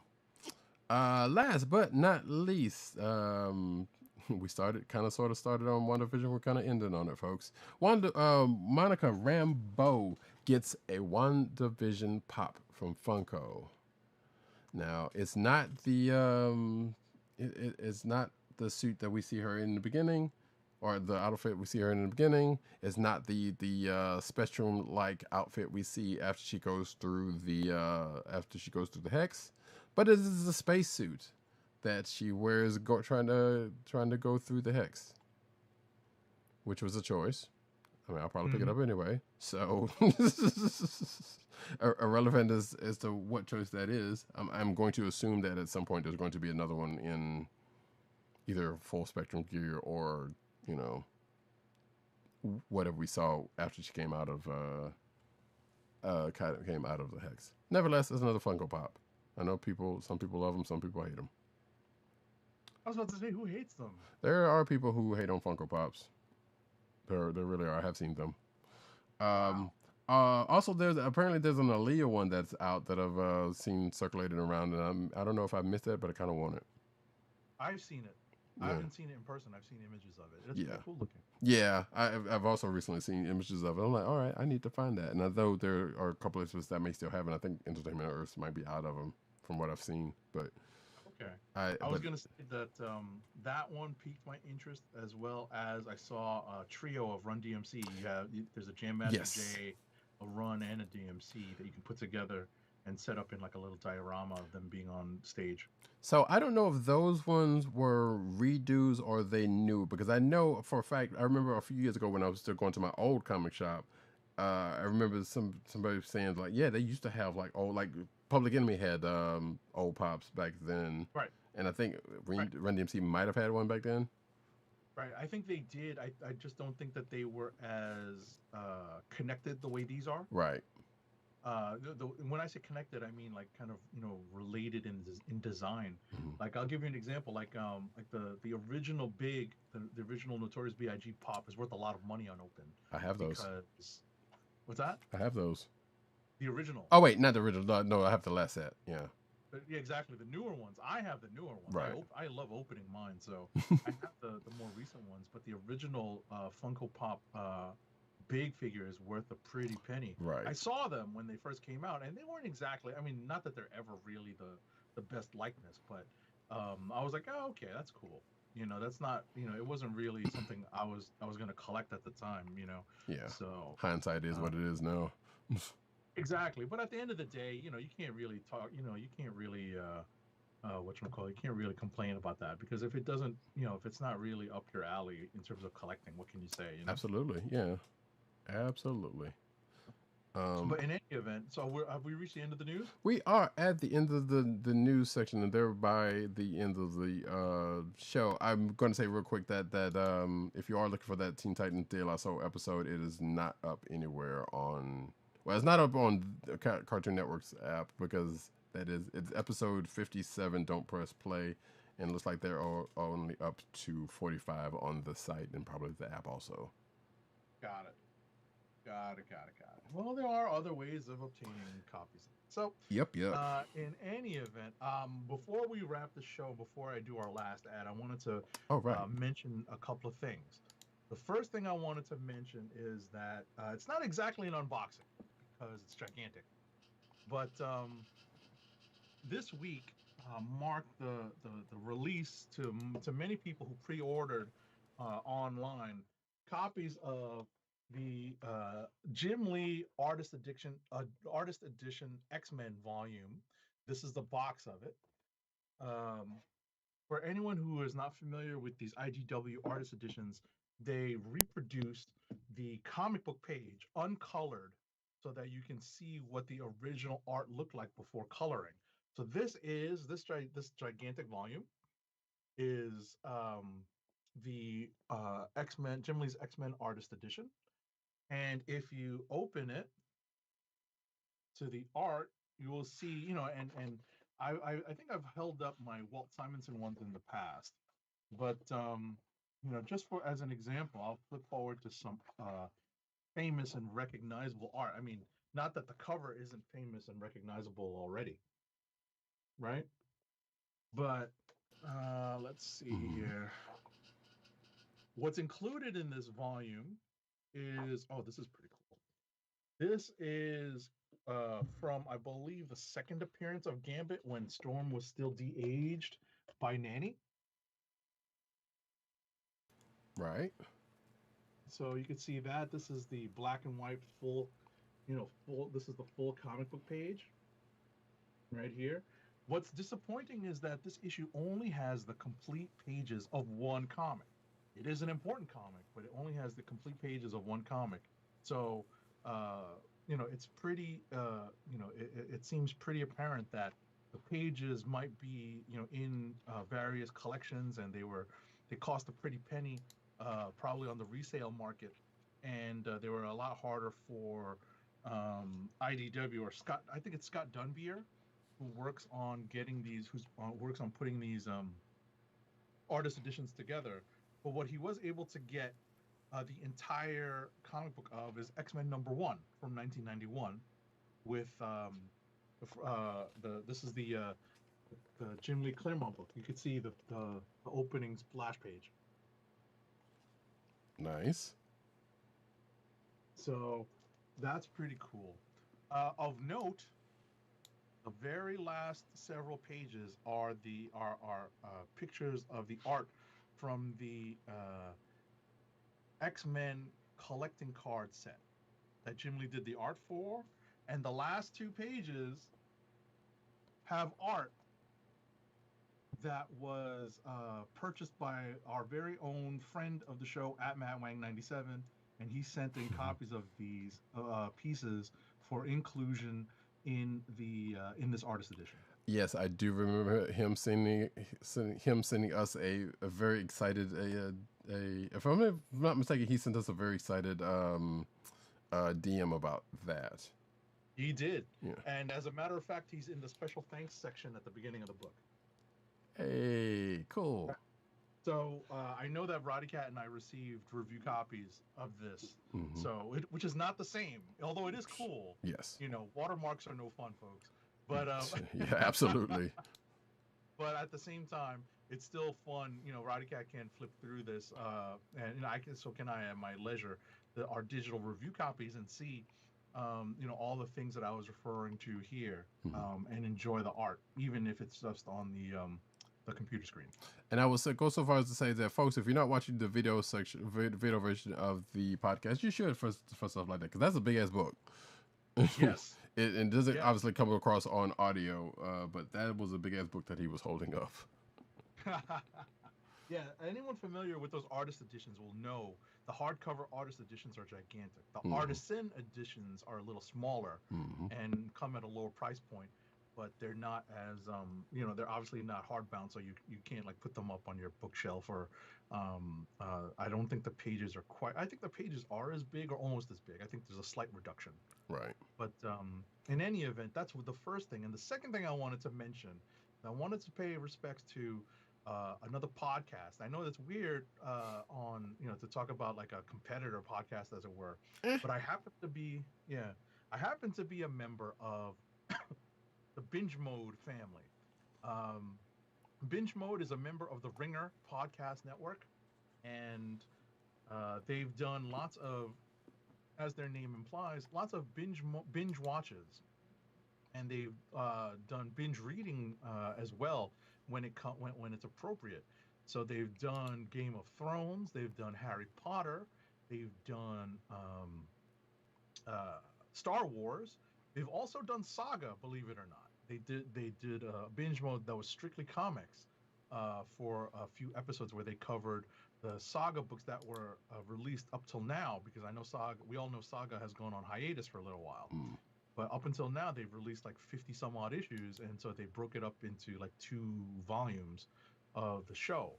But most recently, Binge Mode has done Binge Mode Marvel, where they went through all of the MCU movies, and they wrapped up with the series finale with the Ask the Underscore, which is like their audience question episode. And they did discuss WandaVision on it, so up until episode 6. So they did incorporate some of the Disney Plus offerings after Far From Home, but they asked 4 questions, as part of their send-off. And believe it or not, they read one of the questions they read was mine. And here it is. Oh my God. Edith, what's next? Agent 70 asks, Marvel brought us interconnected storytelling from comics to film. Now Disney Plus shows, thereby teaching everyone what it's like to follow the stories in Marvel Comics. What can be done to get viewers to read more comics in general? Well, That was my question. It's something that we always talk about, but I was very much curious to hear what Mallory Rubin and Jason Concepcion had to say. Bear in mind that Jason is our vintage. Right. He's a little Filipino brother from the East Coast, and he's very much of our vintage, so he has our frame of reference when it comes to comics. Mallory Rubin, however, is a lot younger, so it was very interesting to hear her take on this, answering this question. So I would invite folks to obviously listen after you listen to our show. Go tune into Binge Mode on Spotify or Apple Podcasts, however you get your podcast. Listen to the season finale and take a listen to how they answer my question. So I have joked in the past, probably recently actually in the past, that one of these days Agent 70 is going to become a part of Binge Mode podcast, because he has referenced them on a few different occasions, and now that has actually happened in a roundabout way. They literally read my question. I was like, yes. I was like, no way. my ears. So there you go, Couldn't believe folks. it. So he's down with binge mode officially. Actually, you know what? And you've said it enough times. It was like, yeah, I might end up checking these folks out. And I know we've also talked before the show that they had just finished. Well, you just said it actually. That they're up to WandaVision and ended up with Far From Home as the last movie they did. They did all the MCU movies. Yeah. How did they? So they did Saga, and I would probably check that one out. But I just do you remember how they kind of I didn't listen to it because I haven't read it. I got you. Yeah. So I wanted to at least read it and then come. That's one thing that's on my list of things to do is to read. I don't think I have all of the issues that have come out. I definitely have like a few trades. Mm-hmm. So I'd read the trades and then track down the remaining issues and then listen to their pod to see how they to see what they talk about. Yeah, that's fair. I would do the same. I hadn't started doing that yet either. So that's a tough listen if you haven't even read it. You know. I mean, it would probably be a tough listen if you had read it because Saga's kind of a thing. I guess, man. I guess it's like. You know, like when you know, especially when it comes to something like binge mode for Marvel, when you know what the sequence of the movies are, and obviously I've watched all these movies multiple times. Mm-hmm. There's really no need for me to refresh my memory, except we're human and we're getting older, so we actually do need to refresh our memory. So for the most part, except for Endgame and Far From Home, I really went back and watched everything else in advance of listening to the podcast because everything else was a little further out, you know, especially given quarantine kind of messing with our minds and our sense of time. Mm-hmm. I definitely had to go back and rewatch. I've referenced that on the show that I was actually in the middle of my MCU rewatch following along with binge mode. True, you have, yeah. And yeah, like I have also said, like, yeah, I'm not doing a full rewatch, but I definitely have watched some stuff recently, and I'm actually thinking about watching for some reason Doctor Strange, which is, you know, it's becoming more pertinent than not, but sure, you know, absolutely. But that being said, so yeah, y'all definitely go check out binge mode. Like I said, hey, it's another podcast. We don't mind. Absolutely. We're unfortunately, it seems like at least this version of binge mode has come to an end because Jason Concepcion, you can find him on Twitter as Network. You just have to search for Jason Concepcion. He has joined Crooked Media. Right. That is the liberal, progressive leaning podcast network that is run by several of President Obama's former staffers. So, you know, those are the folks that run Pod Save America. So, you know, they run the network where Pod Save the People is, and Pod Save the World, and lots of different things. So, so shout out to them. Whether or folks. not they're probably going to replace Jason at the Ringer so that Mallory has another co-host for binge mode, but we'll see. We'll just have to see how that plays out. Will it be Agent 70? Who knows? So Hey! this will probably be the last time. Might be one of the I'll last send them a times. link. This is probably one of the last times we might see Agent 70 on this particular show, folks. And then just Listen, we can work remotely. I don't have to move out to Cali to join the Ringer. yeah, I know, but you know, it's like, you know, people And you know go. what's funny is that they're on Spotify, so I won't even get in trouble for playing this.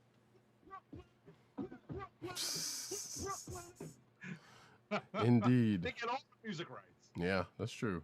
Which we are on all Spotify also, which we're still trying to work that whole situation out. But Let's say they're owned by Spotify. right.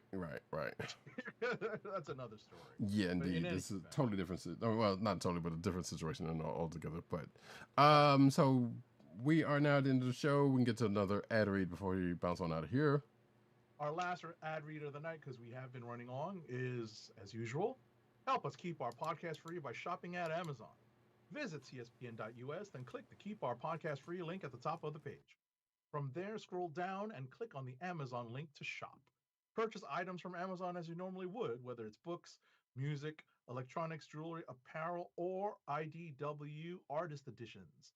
For every purchase made on Amazon through our link, Amazon sends the CSPN a payment that helps us keep the Comic Book Chronicles podcast free for our listeners at no extra cost to you. Amazon.com through CSPN.us. Do it today. And as we come to another episode, fine episode of this here podcast, I would like to thank each and every one of you for coming out here. We appreciate you greatly. We will be definitely back next week. Same bad time, same bad channel. I'll get to that in a second. My name is RoddyCat. You can find me at RoddyCat on Twitter. You can find me at NewsNerdsNeat on Twitter and CBCaps on Instagram. Agent_70 on Twitter and Instagram.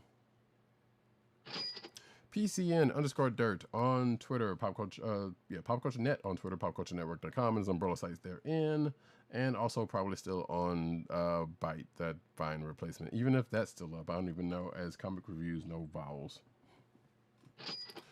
Tim, DOGG98 on Twitter, the Osiris of this ish. Also, you can find Tim at CB Cron on Twitter, which is the Comic Book Chronicles Twitter account.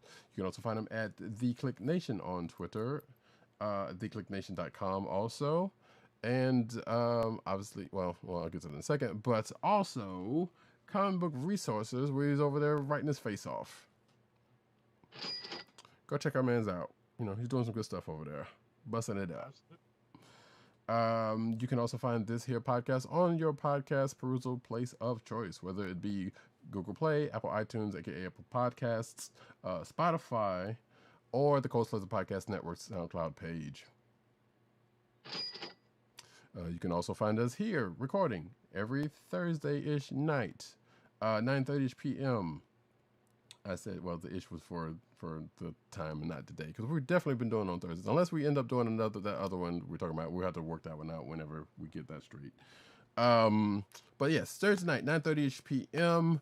on the YouTube channel, youtube.com/theclicknation, or twitch.tv/Comic Book Chronicles, all one word.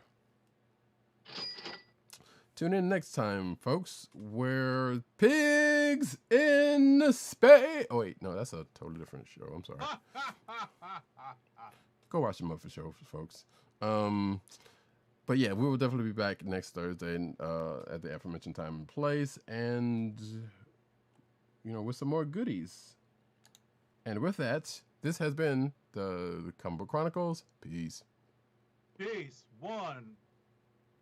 Wakanda forever!